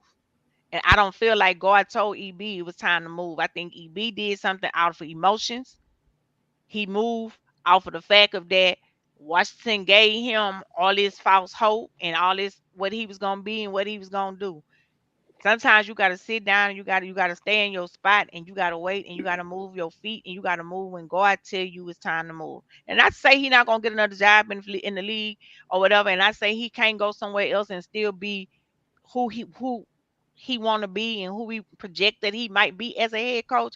That's not what I'm saying. What I'm saying is that timing wasn't right. I felt it. I seen it. All the signs was there, and I said it.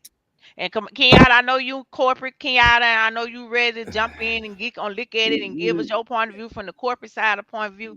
But I'm giving it to you from a point side of reality and a point side of me being on the opposite side of this and being this. Even at my job, it's positions that then came up, became available. They didn't email me on, hey, I want you to apply for this position. I ain't applying for that. Y'all ain't Hold gonna on. set me up. I ain't finna go apply for this and then I know me and this girl over here get into it, and then I get walked out the door, and I gotta figure out how I'm gonna get my next check. I ain't finna go over there and get set up. I'm staying my ass right here. Well, I ain't gotta do nothing but law again. I ain't gotta be responsible for y'all. I ain't gotta be responsible for nobody. I don't want nobody to tell me nothing. Do my work and go home. I don't care what nobody else doing up here. You know what I'm saying?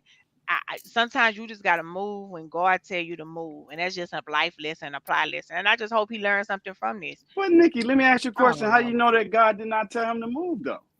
How you know Because God the didn't tell him signs to was move? there. You was going to a bad team, and you were going to a team that was moving into new uh, ownership. But see, I but would Nikki, have waited listen. a year. I would have waited a year. He He What's did could his not be track going tell to us. Super record? Bowl next week. I mean What's his Tuesday. track record though? What's his track record? Did he have a good track record? And he knew probably that listen, this could be one of his last opportunities to become a head coach or Still basically ain't gonna be assistant head one. coach in the league. But I'm just saying that sometimes the opportunity is given to you and you may not know what's going to happen unless you go out there and give it your best shot. And You that's know what he what? did. You better Don't be forget glad that. my hair is standing up on my head. Because Why though? But Nikki, I that's would just life though. Life I would happens have like to that roll my sometimes. eyes at you real hard. If you It's could only no see how need. I'm rolling my eyes at you right now. But Nikki, but he has a reputation too. Don't forget that. He's not the easiest person to get along with. I He will get it. belittle his players. So there's Yep. times when it's like, listen, you know what? I got a reputation. I'm gonna try to change that reputation by taking this job as well. You know what I'm saying? So that's why he put the effort. But the Listen, I The know what that Washington feels said the like. same thing though. Washington players said the same thing. Like they complained Yep. about his Yeah, they but they complained needed about that. his style. But I'm not mad about his style. Early too. You need that. Yeah, I mean leopards can't change their spots, you know. Nope. That's just who he is. Yeah, so I, you know, King Well, Yada, I'm in that's corporate just my too. opinion. No, I'm just I get it, I mean, Nikki. It's everybody's gonna have their opinions on it. yeah, I just like the fact that he tried something and it didn't work. So just get back on the horse and try again. But he has to change his attitude a little bit though too. Sometimes in life you got to look in the mirror and change your attitude just a bit because the perception is you can't get along with people. That's a perception. The perception is you can't get along with people, and you know as well as I do that hey, if that stigma follows you, you have to change it. You okay. have to So it change went it. from he can't get along with people from it went from he don't interview well to he can't get along with people. So how many times you gonna keep giving him another thing to add to his list of what he can't do? And as long as he done been in the league and what he not doing, what he can't do. Now that's remember, if he didn't get along with people to that extent, Patrick Mahomes would have never went to Andy Reid and said he wanted him back. Even though they managed it, they where they at today, they going back to the Super Bowl without EB and without Tyreek Hill. But it was a moments in that season that Patrick Mahomes went to Andy Reid and said he wanted if what was a way they could get EB back. You know what I'm saying? So I get perception, and you're right. Perception plays a big role in a lot of things. My thing is just that I seen the leads to that wasn't a right move for him. And I know we talked about it on the show. We everybody was happy for him. I wasn't. I wasn't happy for him because I knew this was gonna lead to this. And I was hoping they would have shocked me and surprised me and did something different. But they did exactly what I told y'all they was gonna do. See, the biggest problem though with this whole situation with him was that he didn't have a choice in moving. Kansas City said they were not renewing his contract, and Andy Reid said, "Hey man, it's time for you to move on and get out from underneath me." Let's not forget too that EB wasn't calling plays in KC either, Yeah. right? That's all that was going through Andy. EB was feeding stuff to Andy, and Andy was either taking it or overruling him and calling in the plays, right? So he had no choice but to find a home, or he was going to be out of a job. So he took the Washington job with the / head coach because he knew Ron was a defensive minded guy and he could, lead the offense, which he did okay. He didn't do great. Did, He didn't did he get shock the title? anybody. Did he Right. get the title of assistant head coach? coach, right? Yeah. Yeah, that's Yeah, what I'm he saying. did. So he got the assistant head coach while he's also being the OC, so he can, assume all that energy and all that stuff from the offensive side and let Ron Rivera take the defensive stuff, right? Right. But like I said, they didn't really shock anybody. He didn't really do anything crazy. He didn't take a No. team that was at the bottom and elevate them like everybody Right. thought he would do from coming from Kansas City and what that situation was Right. there. So it's kind of like, all right, we gave you your opportunity to show me who you are, and what you showed me is that you're, mid at best. I mean, Right. what's their pick in the draft this year? Second? No, it's That's- number 2. Number 2. Yeah, that's not an indictment on how well they can be as an offense. Right. Mind you, it doesn't speak well on the defense either. And then Their also you're defense giving was off. trash. The defense was trash, and then they gave away essentially for peanuts, Right. 2 of their guys. Now I will say they made out in the Chase Young trade, right? They got a 3rd round pick for Chase Yeah, Young. but Chase Young who- going to the Super Bowl though. And Well, but he's but going- San he's Francisco going on the 49ers bench. said today he's not gonna play. He's They going don't on think the they're gonna bench. play him. They're gonna They're bench him. saying he's a liability Yeah, from a they person said out. he's a Yes. liability. They said Yes, that he the keep taking himself players. out the game. Yeah, the players are saying, "Hey, man, you're a liability to this Liability. defense. We got to sit you down." Yep. That literally verbatim what the players were saying. You are Yep. a liability. That That's report that's came out today. not. That is not a good. So look he's not for him. staying in his lane. Oh He's my freelancing. God, I'm not finna do this. This He's free- motherfucker ain't. he's- Oh, He's freelancing. That's what he's doing. I mean, He- he's doing the freelancing. Zeke. He's doing He's the doing Zeke. the Hey, coach. freelancing. Coach, take me out. I'm done. I ran one play. Get me out. No, we can answer this question. We no, can I'm answer this just. question. I know we can answer it, Kenyatta. I'm We not can saying answer that that. I'm question. just saying like it. I'm just. He just Like, came out the woodwork. I'm just saying it crazy. It just came out the woodwork. I'm sorry. I'm sorry, Yo, Jeff. It just- he just came out the woodwork like, yo, we ain't seen him in like months, and all of a sudden. But we hey, we let me gonna answer a come question. back to that question because I don't want to cut Jeff off on what That was a pivot. what he said. I don't want to cut Jeff Oh off. man, I had John to ain't put- been I had in to a put that minute, up there. though. I John had ain't to been put in a that up minute. there. I'm sorry. I just- That's funny. See, So the see, question Fox, for- he controlling the board. See, that's on Fox. Yeah. So the question for me to all 3 of y'all, well, yeah, my question to all 3 of y'all is one thing.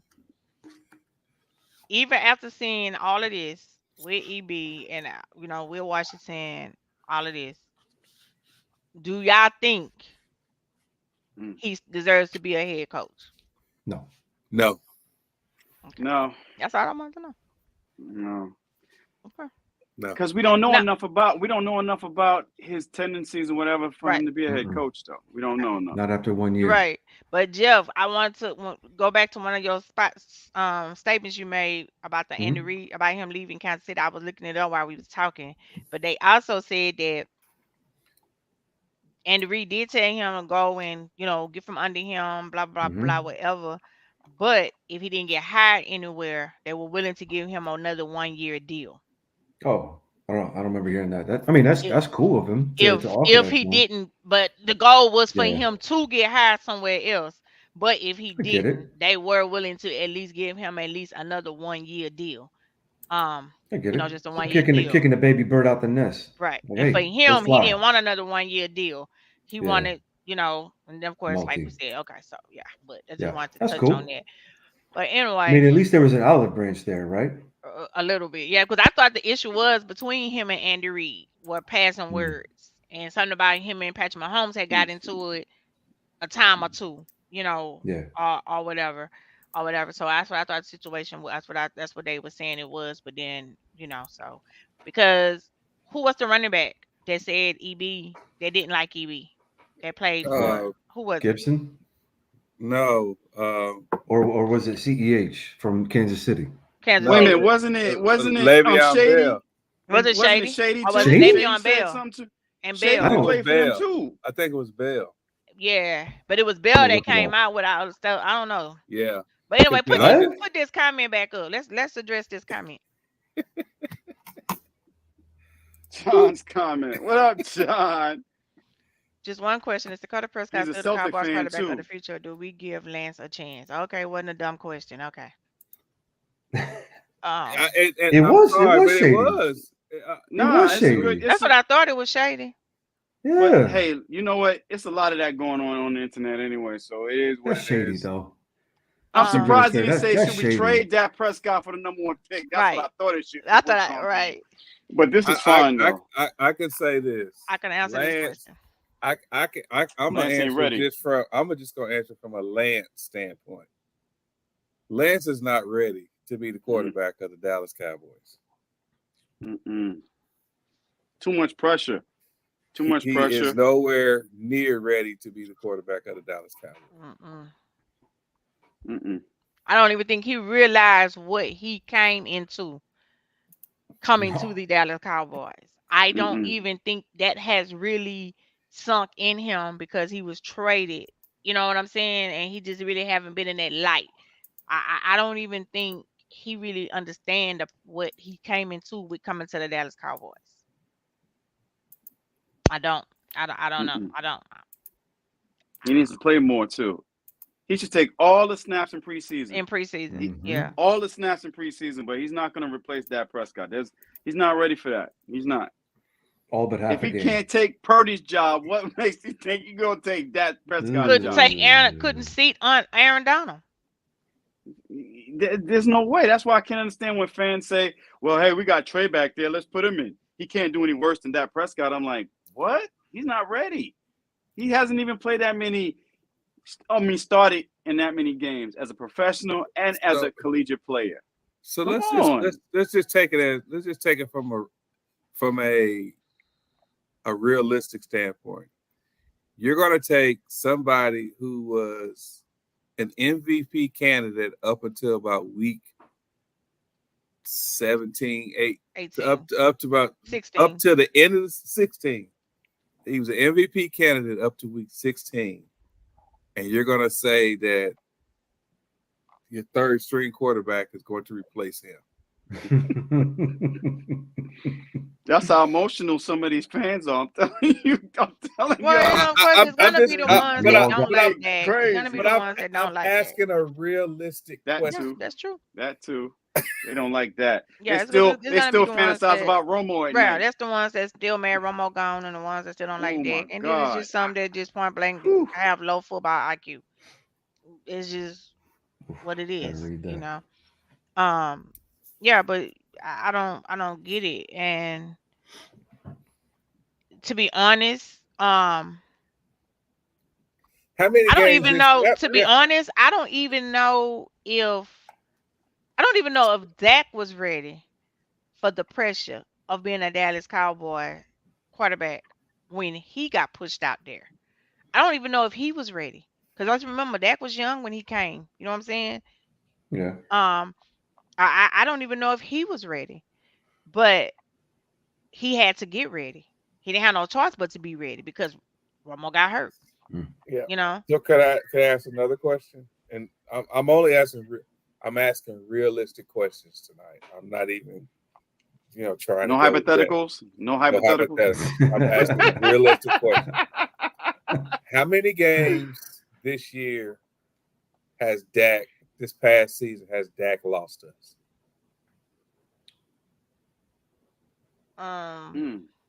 The Cardinal game. He lost us. The Cardinal game. Did he cost you guys the Cardinals game, or did your defense cost you? Well, that we game? could have scored, Well, and then the he threw an defense- interception. But he threw an interception in the red zone when we could have scored. Yeah, it was like triple coverage, and he threw it to Cooks. He did the But it was same out of reach thing at that that Lamar point. did Sunday. No, Yeah. no, we were down. We were down by We was I down think, a 5 points. touchdown. We was down 5 Yeah, points. and we could have actually won that game. I thought it was Okay. later in the Let me see. game. It was late in trying the to- game, and it So- was late in the game. So that's Maybe one. one game. Just maybe I'm one about to say, game. name me another one. Kyler, what's the other game to be like?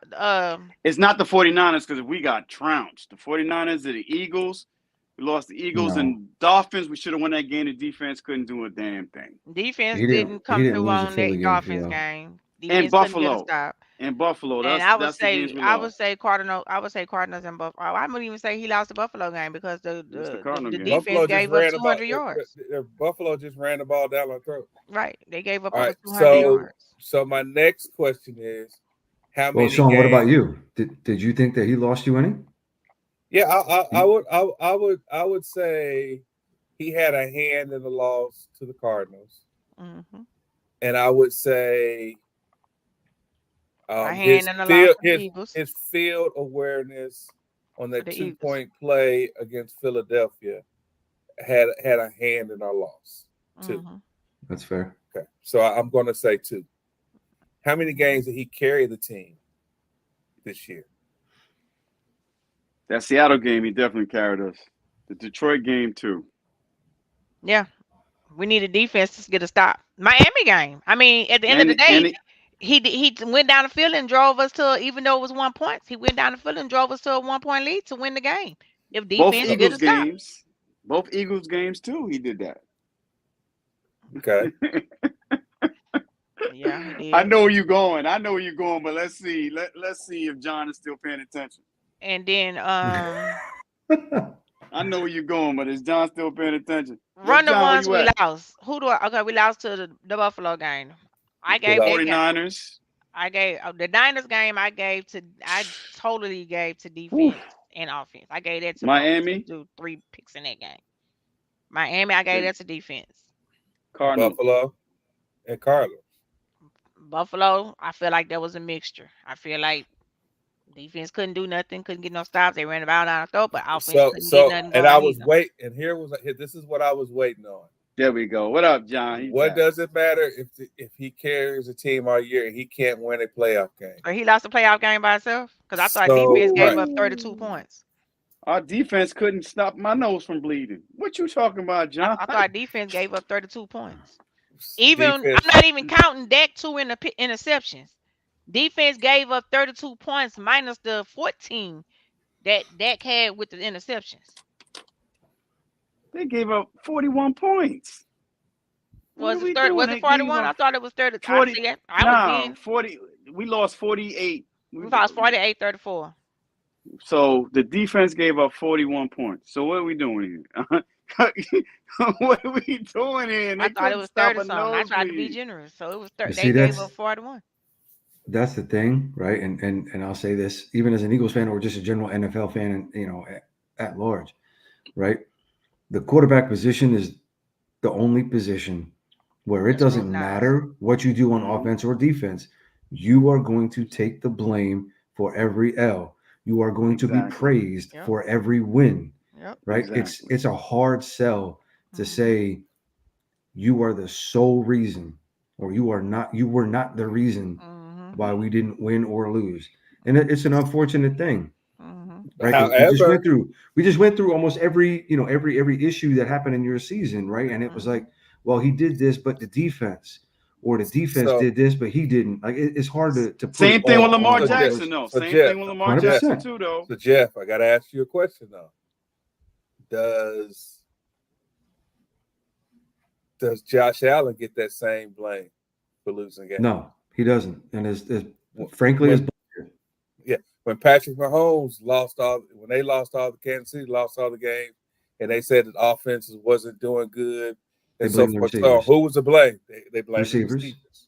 yeah, The receivers dropping the balls. Yeah. Mhm. When Joe Burrow was having a bad year Mhm. at the beginning of the They season, said he didn't have no receivers and defense was bad. And the offensive line was terrible. And the offensive line was bad. and he was hurt.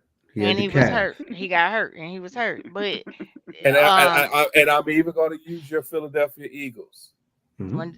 when Jalen When they were losing, when they said that Jalen wasn't his 100%, well, Coach, they said coaching so and so play why? calling. So Yep. I see it. coaching and play calling. They said So coaching and play calling. my point being is only Lamar Jackson And that. and Dak Dak Prescott. And That's that it. Prescott has been given those titles of can't finish Chokers. games. they And chokers. yeah, Chokers. they're chokers and they can't win those And games. they can't win big games. I mean, in current era, yeah. Justin In current era, yeah. Justin Herbert. He was awful. Had a He had horrible, bad, yes, he Oof. did have bad defense, but he was Yeah. awful. Yeah. He was awful. He had the finger injury and all of that, but he's still considered they as still a blamed great it on young defense. quarterback. Yeah, They still said his coach was trash. Stanley was dumb. If I had He to put a different, not like a different spin, Spin. right? But if I had to say like what would be different between Lamar and Dak, right? Lamar, I think they kind of, I don't know, say expect it because I mean, that's what Lamar is. The Mhm. problem for Dak is where he plays, who Yep. he plays for. They're Dallas overly Cowboys. criticized. We know that's the And problem. again, I'm saying that as an Eagles fan, right? It's because he plays for Dallas, Right. because of the amount of notoriety and the amount of media and attention that they get just for wearing that star in the helmet. They're going to weigh heavily on him. Dak is not a bad quarterback. He's not. The numbers prove it. He's not a bad quarterback. He's unlucky when it comes to the postseason. Yes, numbers prove it, but it ain't just him. But again, it goes back to him playing in Dallas is the reason why he catches so much shit Right. for dropping L's in the postseason. Right. You're right. Yes, it And is. you're right. That's what it is. It's in a nutshell. It's because he played. Can I- And the bad. can I- media can- too. yeah, And the can I media. Let's answer this question. Could the Uh, defense could- being on the field too long have a hand in it since the offense couldn't get going? Yes. Man, that's the Guess what? defense's And fault. yes. The defense couldn't get off on third down, though. That's But not offense's fault. That's not offense That's the problem. defense's fault. The defense couldn't get off on third down. and But the other Green half Bay- of that and- coin yeah, book, the other half of that Yeah. coin book is the fact that you can't get your offense in a rhythm playing 15 minutes in a To 60-minute give your game. defense some time off the field. You just can't do it. Like it's the Buffalo game, right? They were on the field for 97 snaps. Exactly. Right? They still Right. won that game, but it was sloppy. It was Right. a But lot. if you're playing 15 minutes time of possession, one quarter, your Yeah. offense can't get in rhythm. You can't move the ball well playing one quarter of the game on offense. I'm sorry. You saw what's happened with CD and Dak Prescott. They were not on the same page, and I No. can't I'm, believe. I'm not even talking That was about crazy. the offense on that part. If you have a third and long, and if you have a third and more than 7 or 8 yards, and you're giving up 15-yard Pace. first down plays in the middle 20 of yards. the field, then that's the defense's fault. That is not your quarterback's fault. Philly. Mm. In that Green Bay Philly. game, Philly. in that, yeah, but in that Green Bay game, let's just take the playoff game for example. How many third and longs did they have? They had 3, I think. 3. They had 3. How many first Yeah. downs did they get off of those first downs? Off those third and longs? Probably And those Three. every one. are more than 10 Every yards too. They was All giving up those were- chunk plays. Yeah. Yeah, all those were 3rd and 10, 3rd and 12, 3rd and 15. Jordan Love was so comfortable in the pocket, he was throwing off the back foot.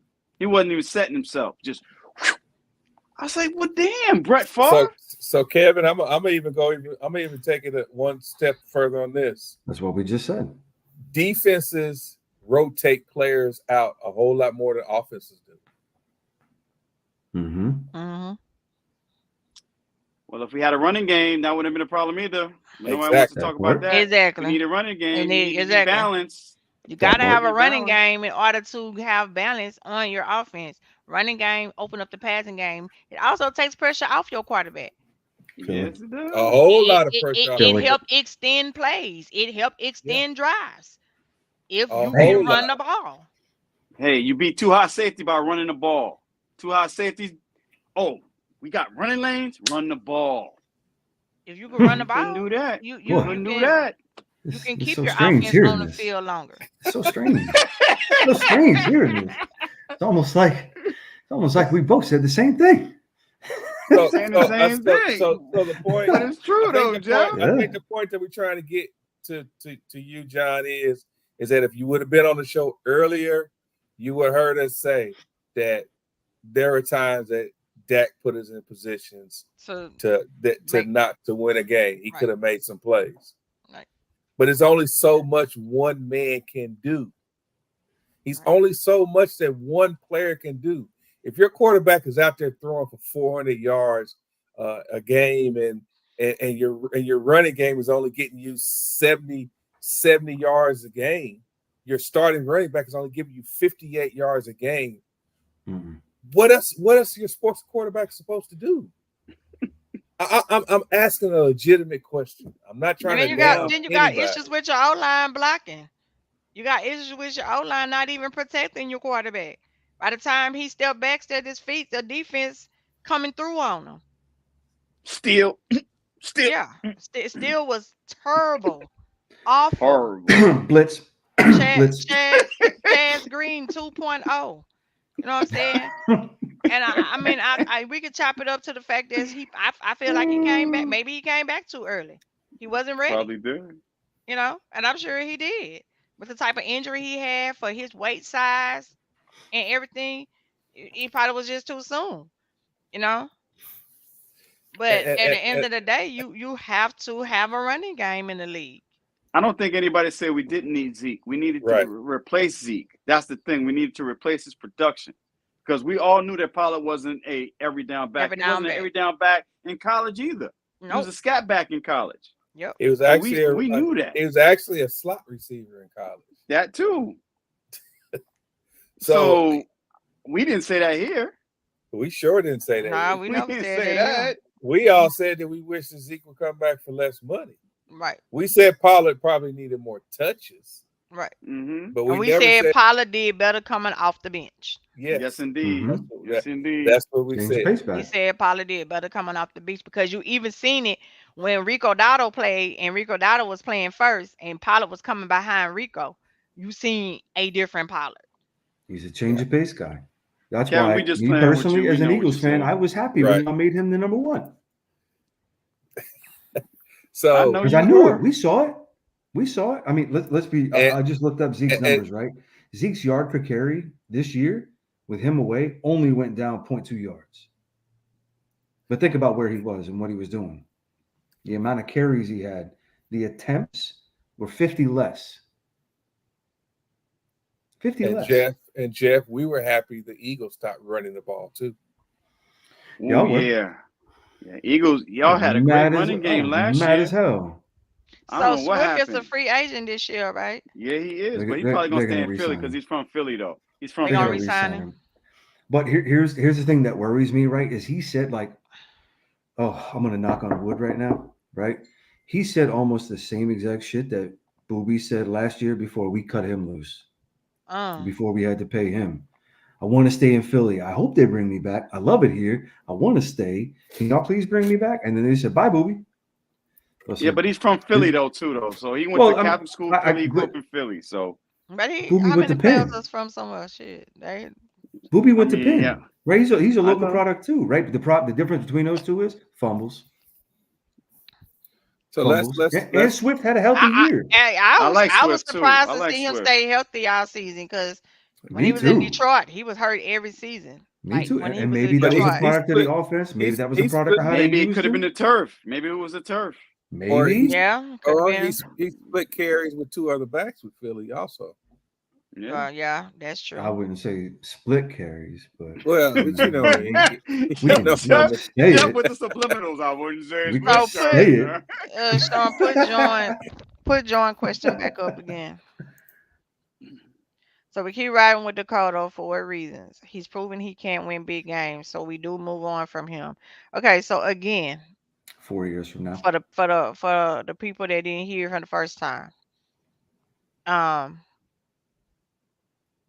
gonna say this: I'm cool with whatever my team chooses to do, whether they keep Dak, move on from Dak. However, the question still comes to form. Who you replacing him with? Who you replacing him with? Yep. That's the question.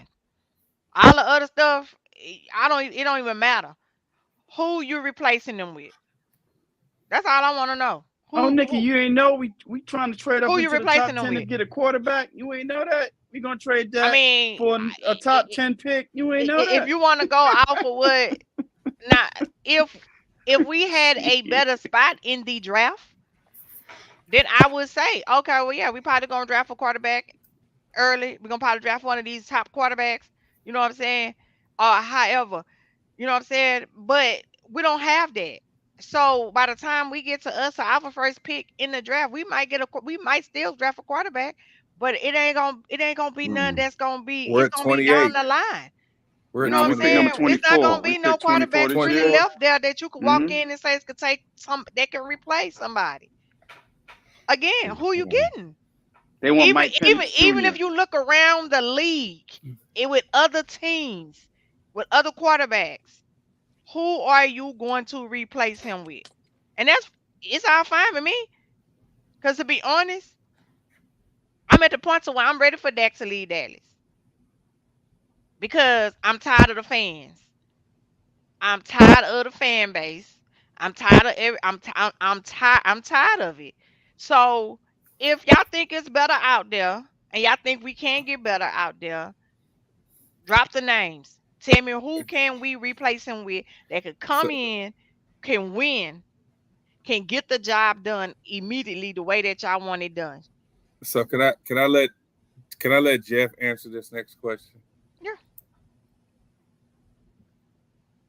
Oh, Oh my God. yo, Cooper I Rush. know he ain't talking about Cooper Rush. Cooper He not defense talking won about half Cooper of them Rush. games with I'm Cooper Rush. gonna let Jeff answer the question because he is unbiased.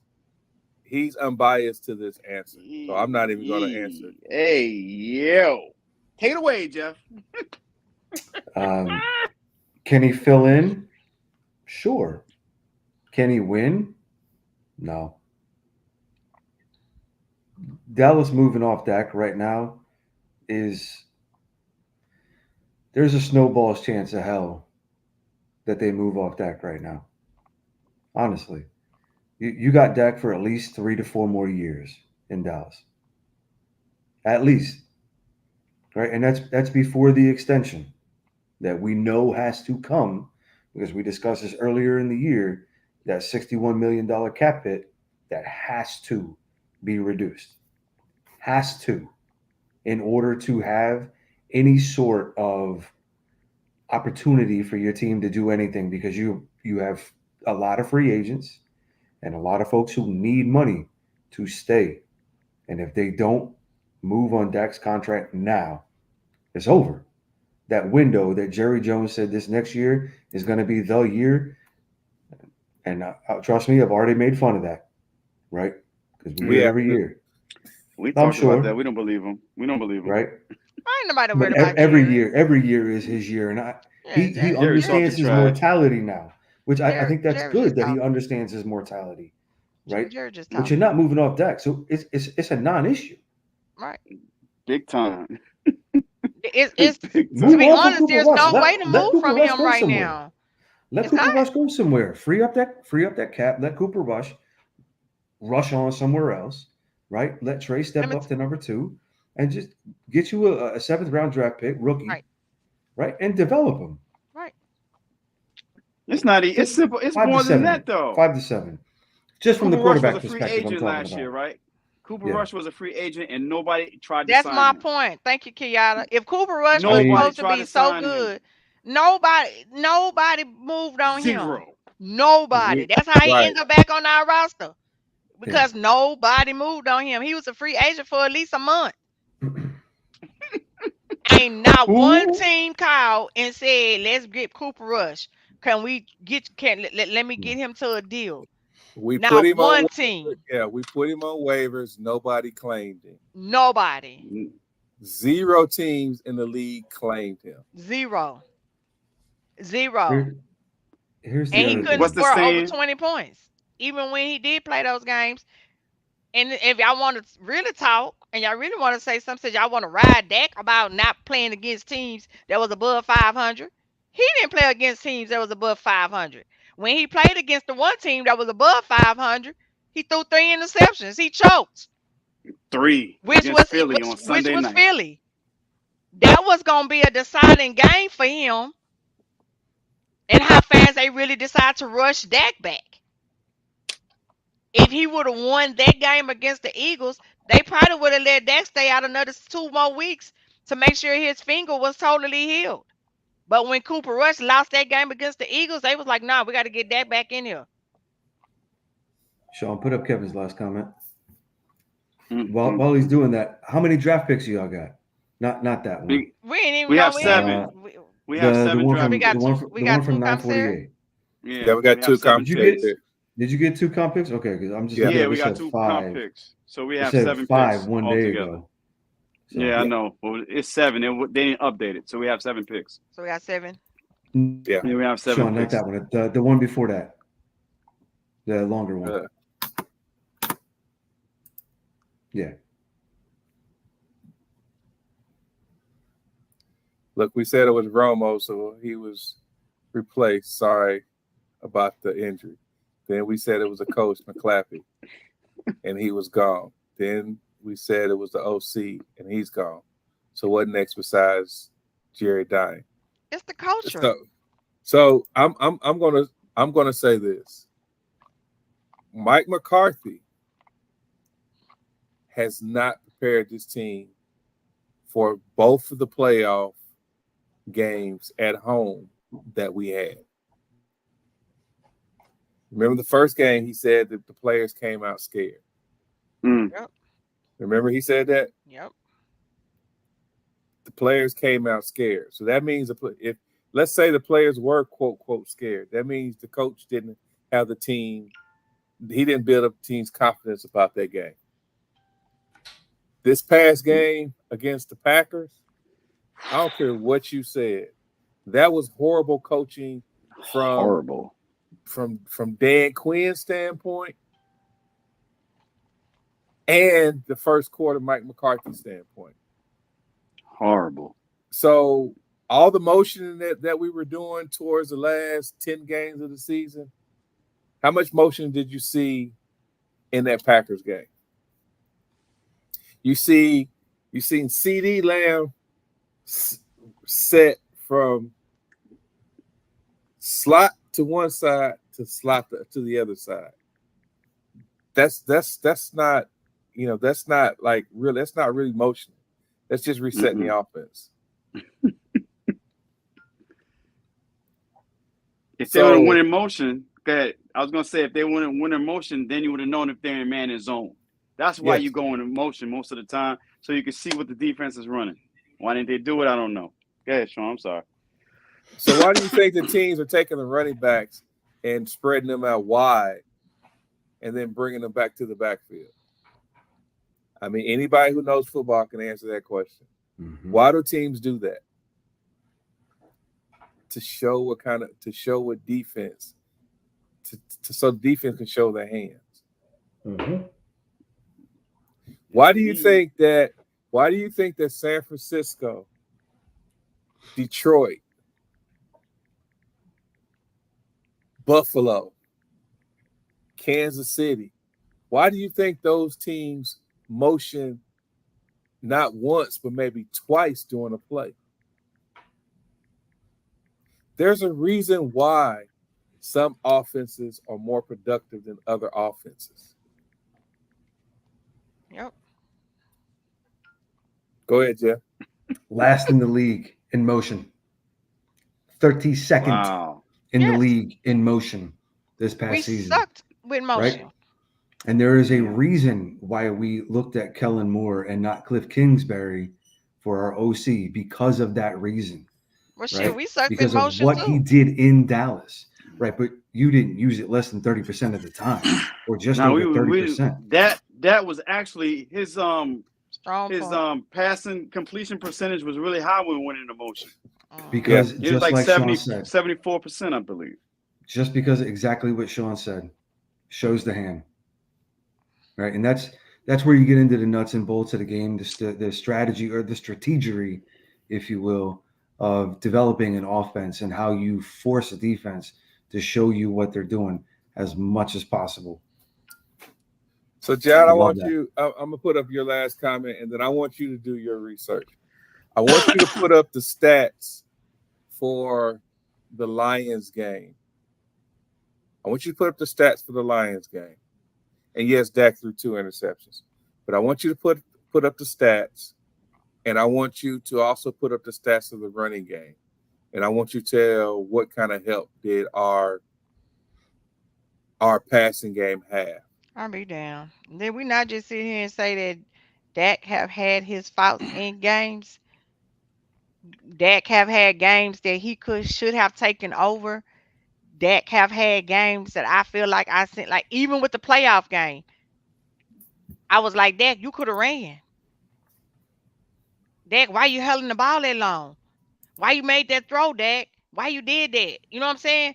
We ain't nobody saying that Dak is never wrong. We're not saying that. But what we're saying is it's not just Dak. Mm-mm. It's a team. And I get like what Jeff say. The quarterback, when the quarterback win, unfortunately, the team get the credit. When the quarterback lose, the quarterback get all the fault. I get that. Mm-hmm. But at the end of the day, if you're watching games, you can't possibly tell me you're sitting here watching these games and you're sitting here seeing what's happening in these games it is more than just the players on the field. You got to pay attention to what's going on the sideline with the coaches, with the play calls, all that. So you can't sit here possibly and tell me that you're not seeing that it's not just one person. When Dak wrong. He threw 2 picks. He put the defense in a bad position in the playoff game. He did. He put them in a bad position to start off the game. He put them in a bad spot. But what did defense do to even say, let me help dig my offense out this spot? Sometimes you got to pick up somebody got to pick up the slack sometimes. That's what San Francisco's defense did. Exactly. Against the Lions on Sunday. Yeah, that's what the Ravens defense did as well, and so did the Chiefs. And that's what the Chiefs did. They put the team on their back. My offense struggling. Let me step up. We need to step up. It's all about mindset, mentality. It's coaching. Anybody that say coaching don't play a role, coaching don't help change your attitude, change your mindset for a game is wrong.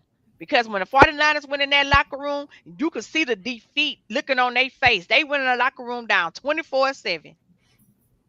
But they said when they went in that locker room, the speech they had from Kyle Shanahan, the speech they had from Wilkes, when they went in that locker room for halftime, when they came back out, it showed that their coaches took them in the locker room and spoke to them and I'm at the game. I'm standing right here by the tunnel.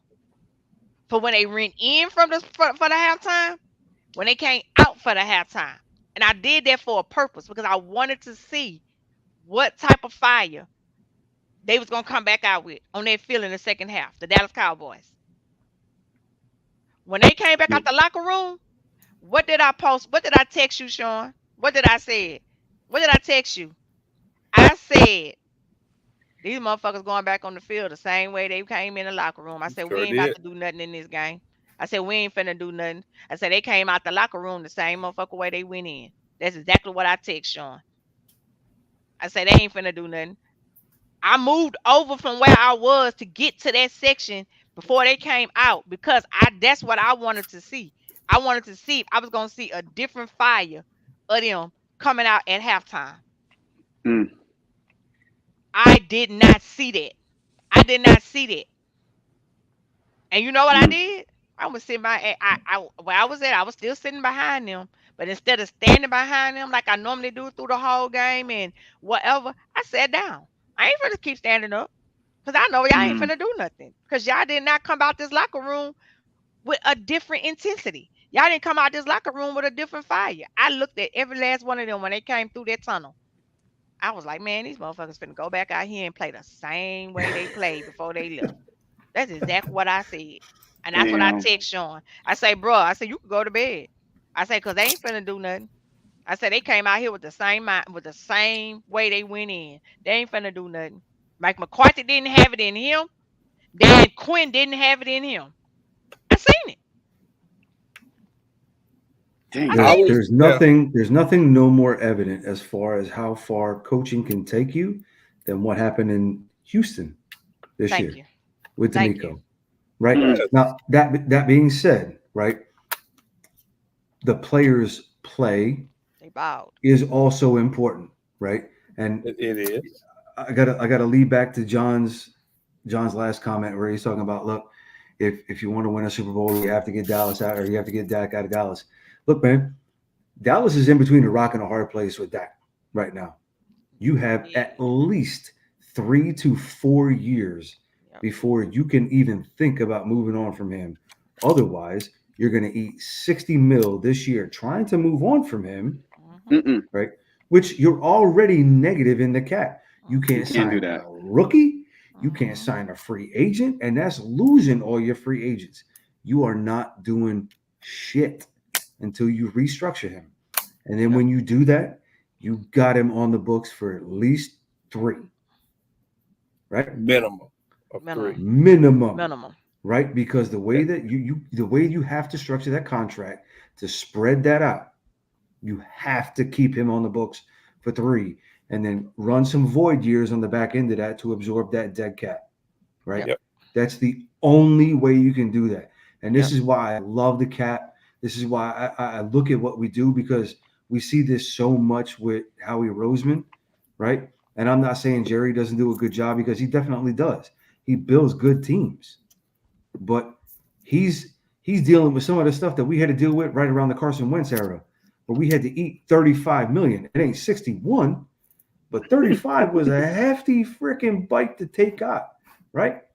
$35 million just to move off of him. You're not doing that, right? You might as well just stop with the Dak stuff, because you got him for 3 more. Focus on everybody else.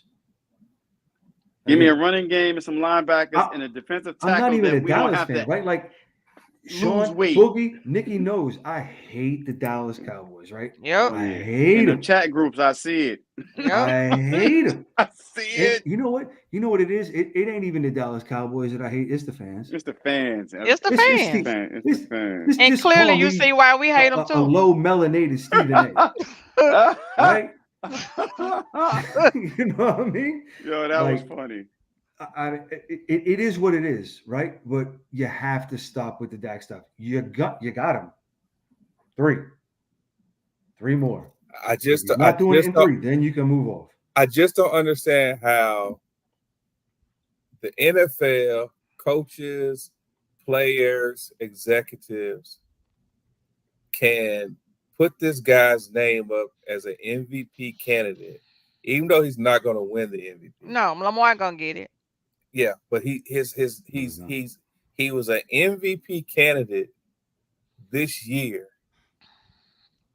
and you still have people out there saying that Dak sucks. That's the fans, though. Yeah. You know that's the Romo lovers, man. That's the Romo lovers. You already know. It's not even the Romo lovers. Do you know how many fan bases have said to me, "We'll take them. We'll take them." Trust me, it's a couple of that's There's a lot of that's gonna be fans ready out for him. there. It's a lot of teams. Atlanta. First off, they would love Dak Prescott right now. Atlanta would kill for him. They would have to absorb every single Correct me if I'm dollar wrong. If this in not that his last contract. year, No. his present contract, no, We ain't doing that. We ain't no, doing they would that have to $60 million. absorb all of that. They have to. It's really no way around it. You have to give him an There extension. isn't. If The you last 2 pay- years void, but you got to give him an extension.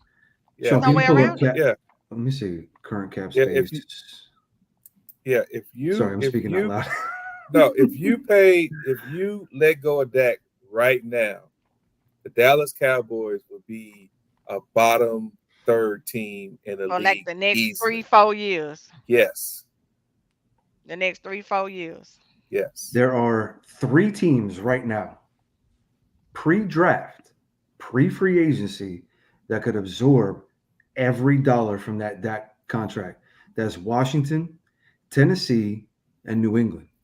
That is it. That's the That ain't list. happening. That's not And he happening. has to That's the agree list. to even be traded to Exactly. one of those teams. Yes. He has to leverage. It's not happening.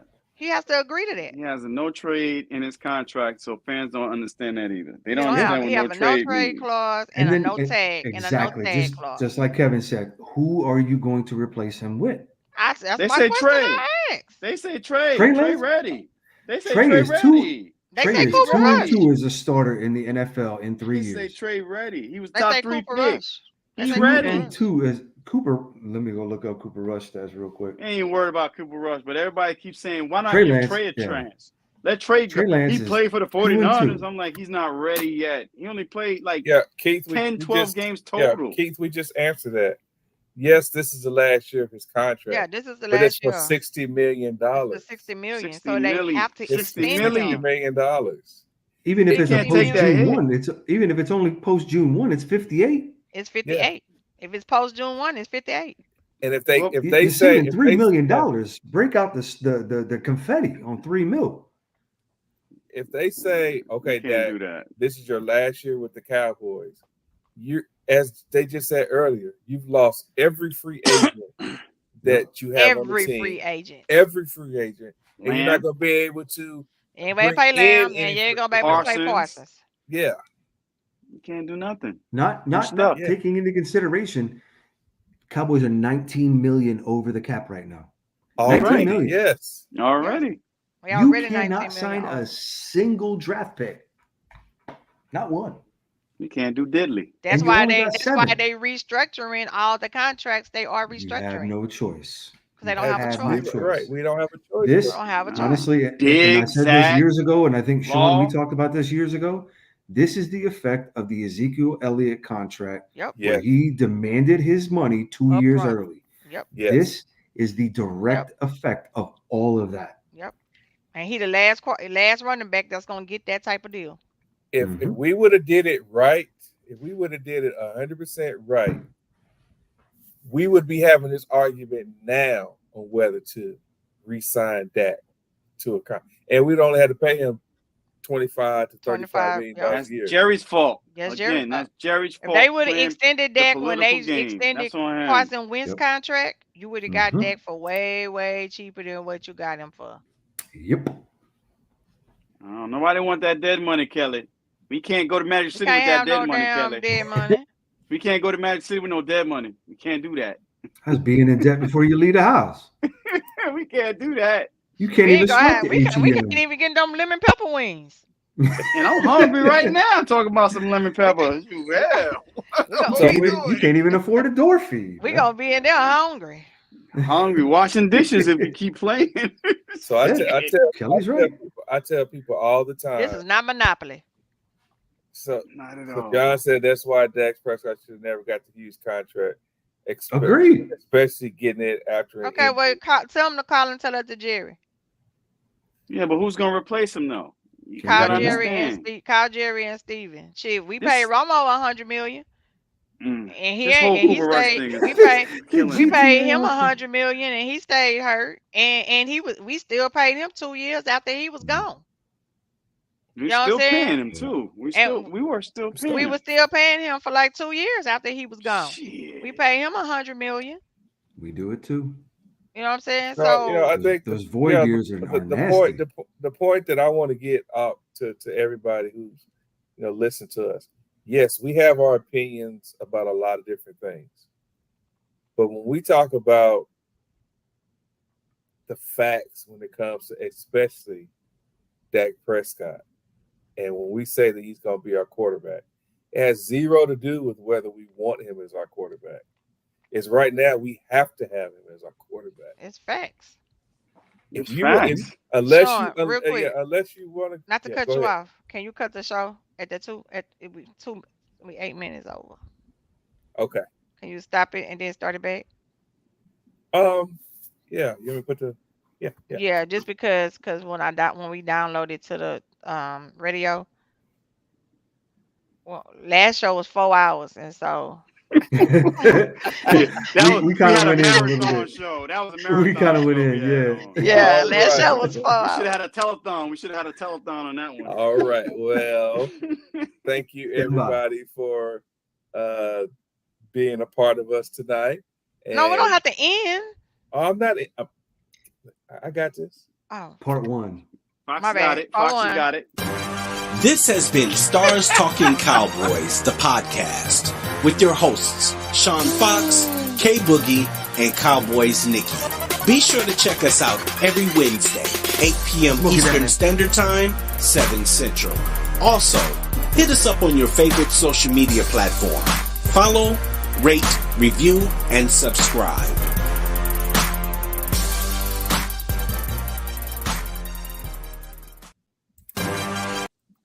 All right, we back We back. now. We back. You know, we look. Let me say this, and I'm gonna say this from the bottom of my heart. I don't care who the quarterback of the Dallas Cowboys Me neither. is. As long as we're winning games and we have the opportunity to go to the Super Bowl. Yep. The fact that we are and I'm going to say this with all due respect, we are a spoiled franchise. We have won 3 straight years of 12-5. Name any other franchise that has won 3 straight years of winning 36 games and only losing 15.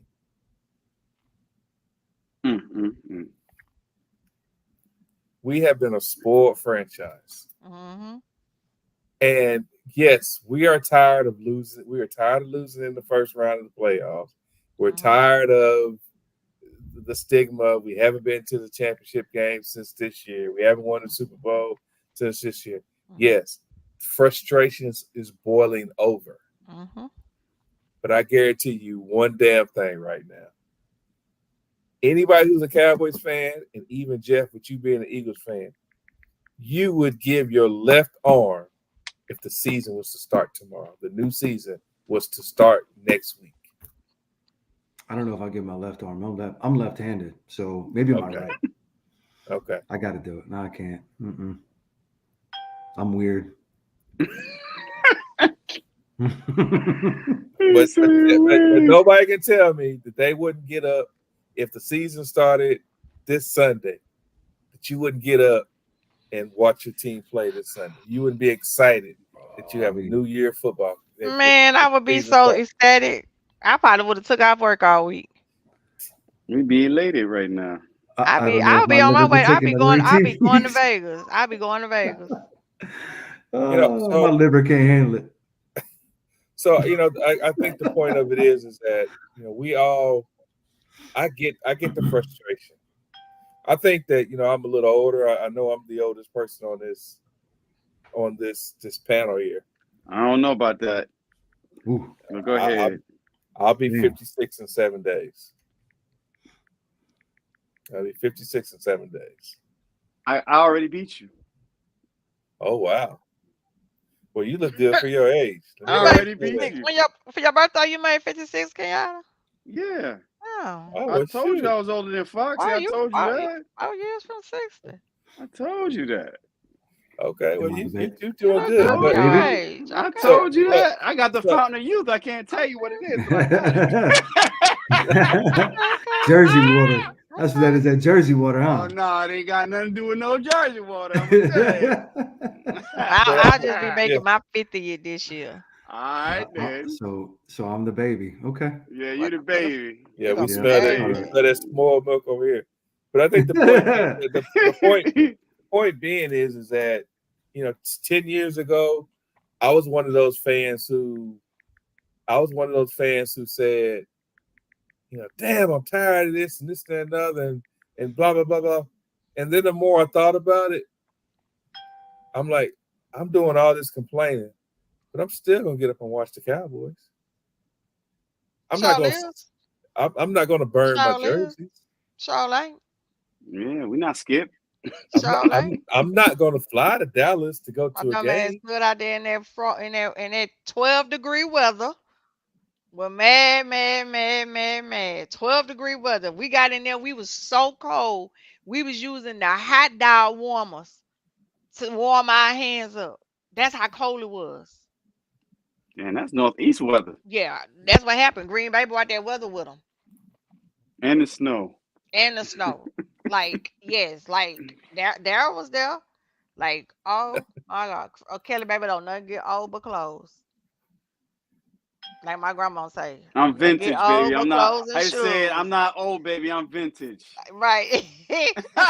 But like my grandma say, I'm gonna see you That's gonna be right. saying that when you make this 50. I just I'm know vintage, baby. I just know next Wednesday, next Tuesday when we do the show, I should be seeing a lot of happy birthdays up here. You So sure my will. birthday is that Wednesday. So Give me control of the boys so I could block them if they don't. no, but you know, even though John, we don't agree with some of your philosophies. You know, your comments Cause he a hater. are welcome, just as long as you don't badmouth my Nikki again like you did a couple of months ago. See, we can have a You know what? conversation. You know what though? The best part about all this is the fact that we have the ability to do this. Right. Yes. Right. Yes. And I And enjoy it. especially the four of us. Being how much y'all hate me and I hate y'all. Just saying. Right. Not as All people. people. Because I love y'all as Not people. as people. Yeah. But like we always With the say in the team. chat, we family. Yeah. Like Yeah. we have developed a relationship. We have developed a friendship. We have developed a brotherhood, sisterhood. So it's beyond teams. You know what I'm saying? Mhm. We're gonna talk our trash, we're gonna do what we do, but when it comes down to reality in life, we generally care about each other. You know. Can Exactly. confirm. Can Exactly. confirm. You know, we generally care about each other, you know. And that's why we talk in the chat all the time about things that we don't even put on air. You know, Mm-mm. we talk about things in the chat we don't even put on air. And me being the only female, um, it makes me feel great Damn. because I get a lot of flack. I get a lot of flack Yo, Kelly got jokes, boy. on Facebook. Undeservedly too, Nikki. Everything. Undeservedly. I get a lot of flack. Like I could just be done said something and they will argue me down just because it came from me, a female. And the next 10 minutes that same report come out and they post it and they just raving and ragging about it. Like I just told y'all that. I just said that. But because it came from me, it came from a female, it's a problem. I tell So people all the time that, Too macho. you know, That's what it yeah, is. I tell people all the time that I put Nikki's football knowledge up against anybody, any day of the year, and will sit back and keep my mouth shut and just watch the show. Hmm. You know, so she knows about cover threes defense more, so can understand the concept of a cover three or a one high safety more than probably 50% of the men out there. And the only reason why the other 50% know about it is because they played football, they coached it. So, and I never proclaim to know everything. I know I'm a female. I know I ain't never physically played the sport, but I studied it. I watched it. I studied it. It became a passion for me. So it made me sit down and learn. It made me sit down and understand. It made me sit down and read. It made me sit down and look at things, ask questions. How many times I send y'all a message to ask y'all something if I'm confused on it? yeah. And then y'all And tell also, I'll be like, oh, okay, that makes sense. And I say, okay, I didn't see it that way. So I don't and ever also, proclaim to know everything and know it all. and also, how many times have you texted us or sent us a message and said, hey, I heard this, but don't tell nobody. Don't say nothing. Don't say nothing. And next thing you know, that report pops up. I can 100% say that. So, you know, that's why I said what I said earlier. You can come on this show and we can debate all we want to, but don't ever come back on this show and disrespect Nikki again. That will be a way to get put off this show. Out of here. I mean, that's the reason that I'm here, honestly. Everybody that's on here, right? Because I know I'm running in hostile territory. But I mean, not with you guys, right? But hostile territory is in like being an Eagles fan and a Cowboys show, coming in, everybody's gonna be like, oh, who's this guy, right? But I think honestly, that's what I enjoy so much about this is the fact that we're able to do this, the fact that all the four of us and Mr. Jeep and Mr. Cowboys as well, when everybody's on here, it's the same vibe. Nothing changes person to person. And personally, that's what I respect so much about everybody that's on here and the fact that you have me on here again. Well, Jeff, Yeah, I tell everybody, you started it with us 5 years ago. So regardless of what happened, like I said, I see you in chat groups. I see you, Doc. We've had our rounds in chat groups. Of He course. wilding in them chat groups. I've been seeing going at the other Cowboys. Bro. Niggas. I'm Yeah, like, I don't say nothing either. I say I'm out of this. I'm gonna let Jeff and him handle that. Yo, go right I do too. Some of this He just- stuff, he I'm just send like, the that's how eye Kenyatta emojis. do in the other groups that we be in. He be like, I ain't even saying I nothing. ain't listening. y'all I'm be out of in this. here I ain't- wilding. Yo, go ahead. I got too much He going sent on. the eye I'll let y'all emojis handle talking that. about that's what we doing now, bro. He be like, y'all be in here wilding. Crazy. I see Justin's on like, wow.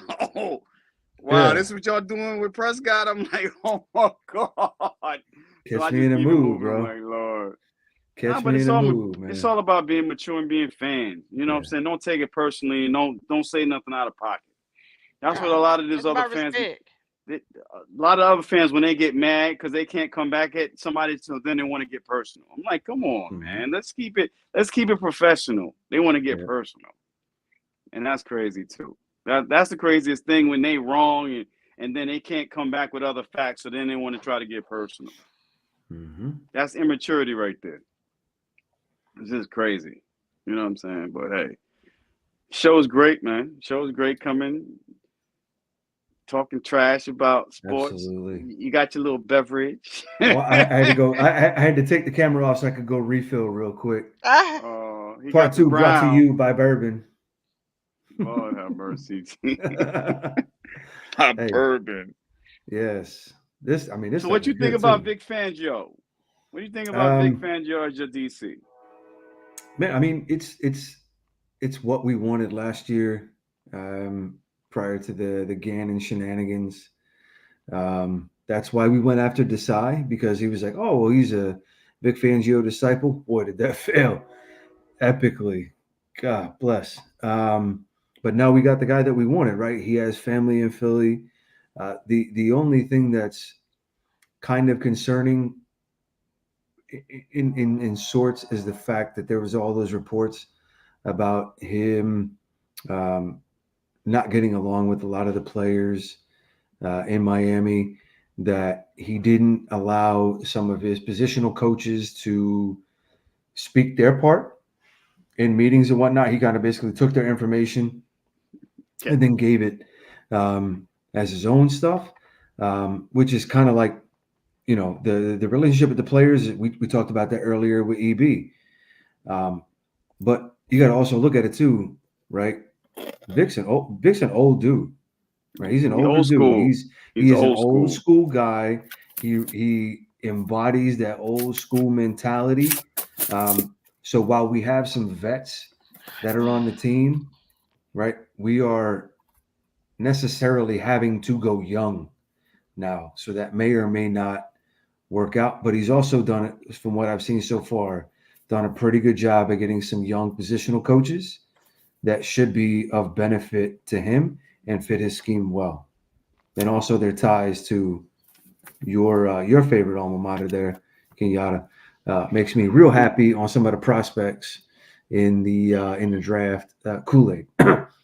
I told you about Kool-Aid. Kool-Aid nice. Man, I told you Kool-Aid I'm telling nice. you, bro. Just like I said in the chat, like I told you, you mentioned nice. him, and I was like, "Who is this guy?"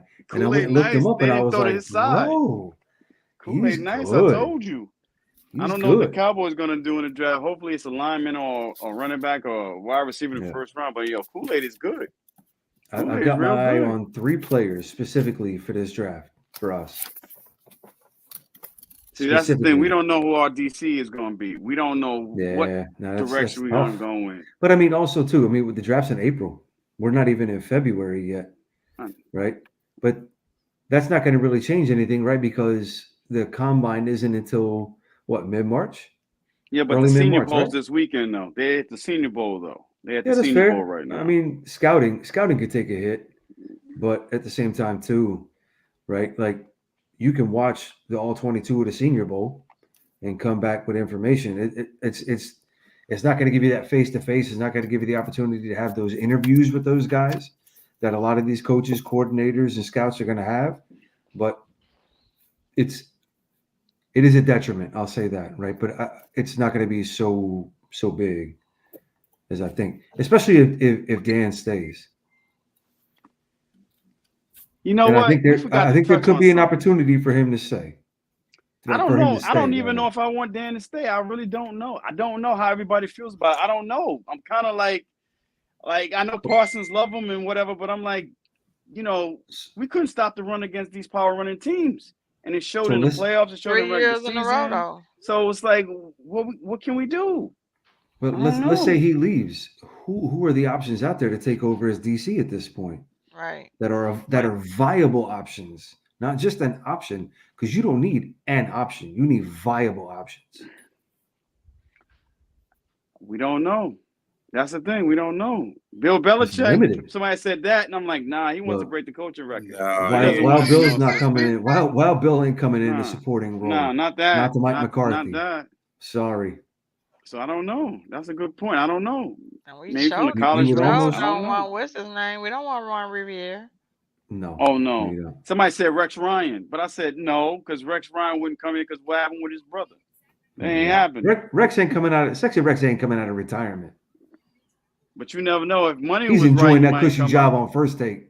Yeah, talking trash too. He's enjoying that First Take job, man. Because I think he still lives in Jersey.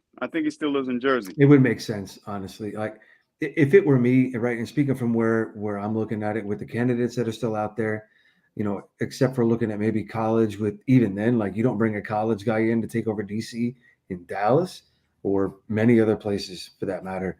You would almost be better served just keeping Dan this year, right? You know where your issues are at linebacker, right? You fill those positions in the draft and in free agency amongst all the other positions and stuff that we talked about earlier, right? And you run it back, right? If it doesn't materialize this year, then you move on and you move on quickly and early. I don't know. That 4.25, man. I don't know. You can't stop a power running game running no 4.25, especially with linebackers that basically weigh 205 pounds. You can't do it. And then you ask Mozzie to lose, 30 plus pounds? So I don't know what's going on. I really don't. I get it. I'm the same way. Like I don't know what scheme Vic's going to run. Is he going to keep a 4-3 or is he going to switch to the traditional 3-4 that he usually runs? And then what do you do with a lot of those DNs that are technically linebackers? Do you draft them, Mike? Do you have the necessity to go get a really good Will? Who knows?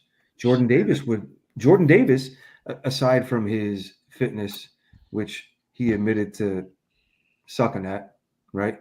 Too many chicken wings, right? Maybe sitting up Magic City too often getting some lemon pepper wings, right? But in a 3-4, he would thrive, right? Because then you have Haas and you have Nolan on the edges. And you have BG, who's probably going to come back for one more year, right? So I think it's almost advantageous for us to move to a 3-4. But we don't have the personnel. But we don't have the personnel at linebacker. We just simply do not, right? You can bring back Cunningham. Nakobe Dean could come back and be healthy. He's too little, though. I think he's too little. He is not only is he little, he's trash in coverage. I got his numbers this year in coverage, right? It wasn't much. But I have a guy who I reach out to for stats. So what does it say? Nakobe Dean was targeted 14 times, allowed 13 receptions for 120 yards, 58 yards after catch, and a 102.4 passer rating in coverage. Oh, wow. That's not good.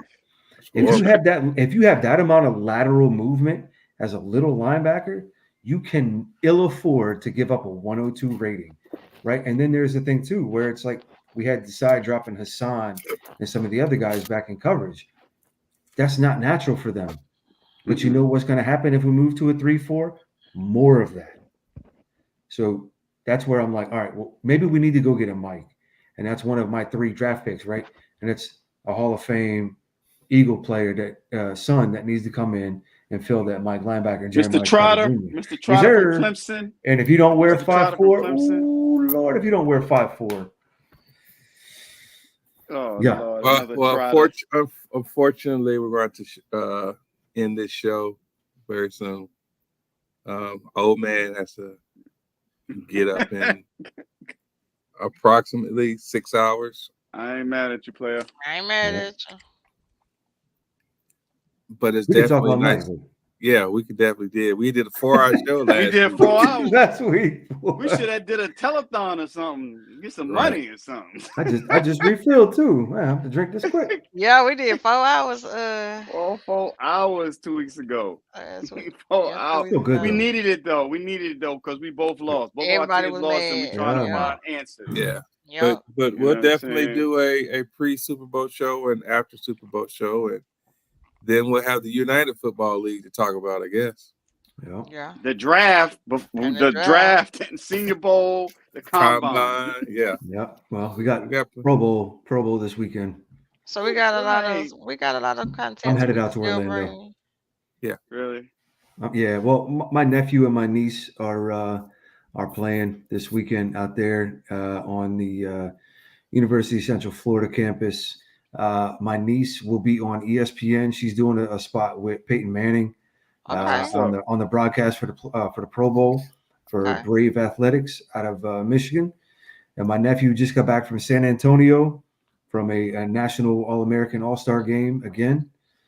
Hey, I'm proud of these kids, man. I can't wait to see them. That's But Can't don't wait to see forget them. to good. text us in the chat so we can remember, we can watch it. We can Yeah, so make we sure can we watch tune Oh, it. in. absolutely, Yes, sir. absolutely. And it's good for my kids too, because my kids are both playing flag football now.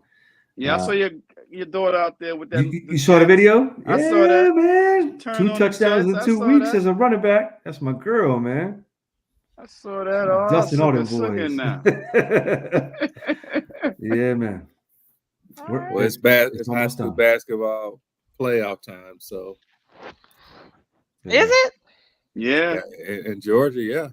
it's already. It'll be spring before you know it. That's it. All right. Who's taking us out tonight? Jeff. Yo, I funny. think Kenyatta should do it. He ain't done nothing. Yo, wrong. I got it tonight.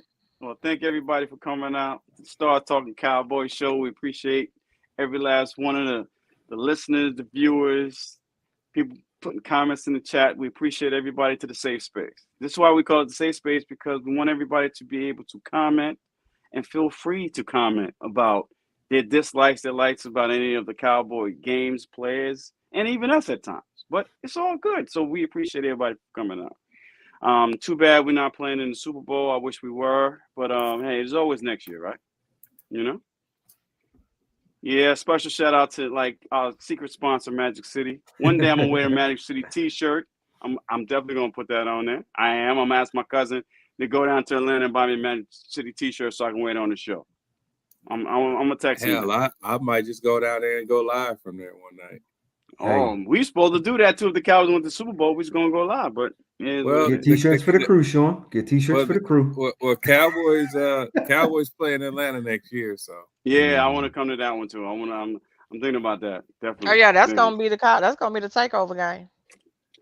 Ooh, that whole weekend gonna be. I just hope it's not cold when they do it. I hope it's nice. Find out in May. We will find out. we'll find out in May. But I do have a spot to tailgate that's under a bridge, so Okay. we All could right. we could be away from the elements. We would do probably. Well, I'll probably do a joint watch party with a Falcons group. They welcome us Cowboy fans, so I'll let you guys know. I know it's gonna be a bunch of Cowboy groups down here, but I'm Cowboy groups doing tailgates. But I think I'm gonna join up with this other group, a Falcons group, and have a joint watch party. You just need to know where their parties are, the pre-parties, the after parties, and the after parties. That's what we got to do. I'm going on vacation. I'm about to say I'll probably take Magic work. City and Magic City. We going. You listen. They got some other spots down there too. We can go to. They got I'm sure. They got some. Hey, yeah, Strokers. I've been there. Let me shut up. Let me shut up. I've been to Strokers. I used to go to Gentlemen's Club. I'm telling all the business out there. Good. Hey man, listen. Hey, ain't nothing wrong with a little bit of that strippers now. Nah, I can't do it. Can't do it. I haven't been to one in years, but it's a good place to go and eat wings and watch games. Of course. Kelly, what you doing at Onyx? What you doing? Ooh, Kelly. Hey, thank you, Weston. Appreciate the shout out. Y'all be tripping. Yeah, we just be having fun. That's why we call it the safe space. You can come out here and have fun. You know what I'm saying? Yep. That's it. What's up? Yeah, just having fun. You know, that's what it's all about at the end of the day. You know, people, they come on the show and use us as the therapist for an hour or two, and it's a beautiful thing. Have a good night, Weston. Thank you for tuning in. Westy West. All That's right. right. Well, we appreciate everybody as usual. We let old man get some sleep, and we'll talk in the chat. All right. Talk to you in the morning. Yeah, have a good night. Good night. Did you finish your drink, Jeff? Hurry up. No, man. I poured another one. I'm good. I can't slug this.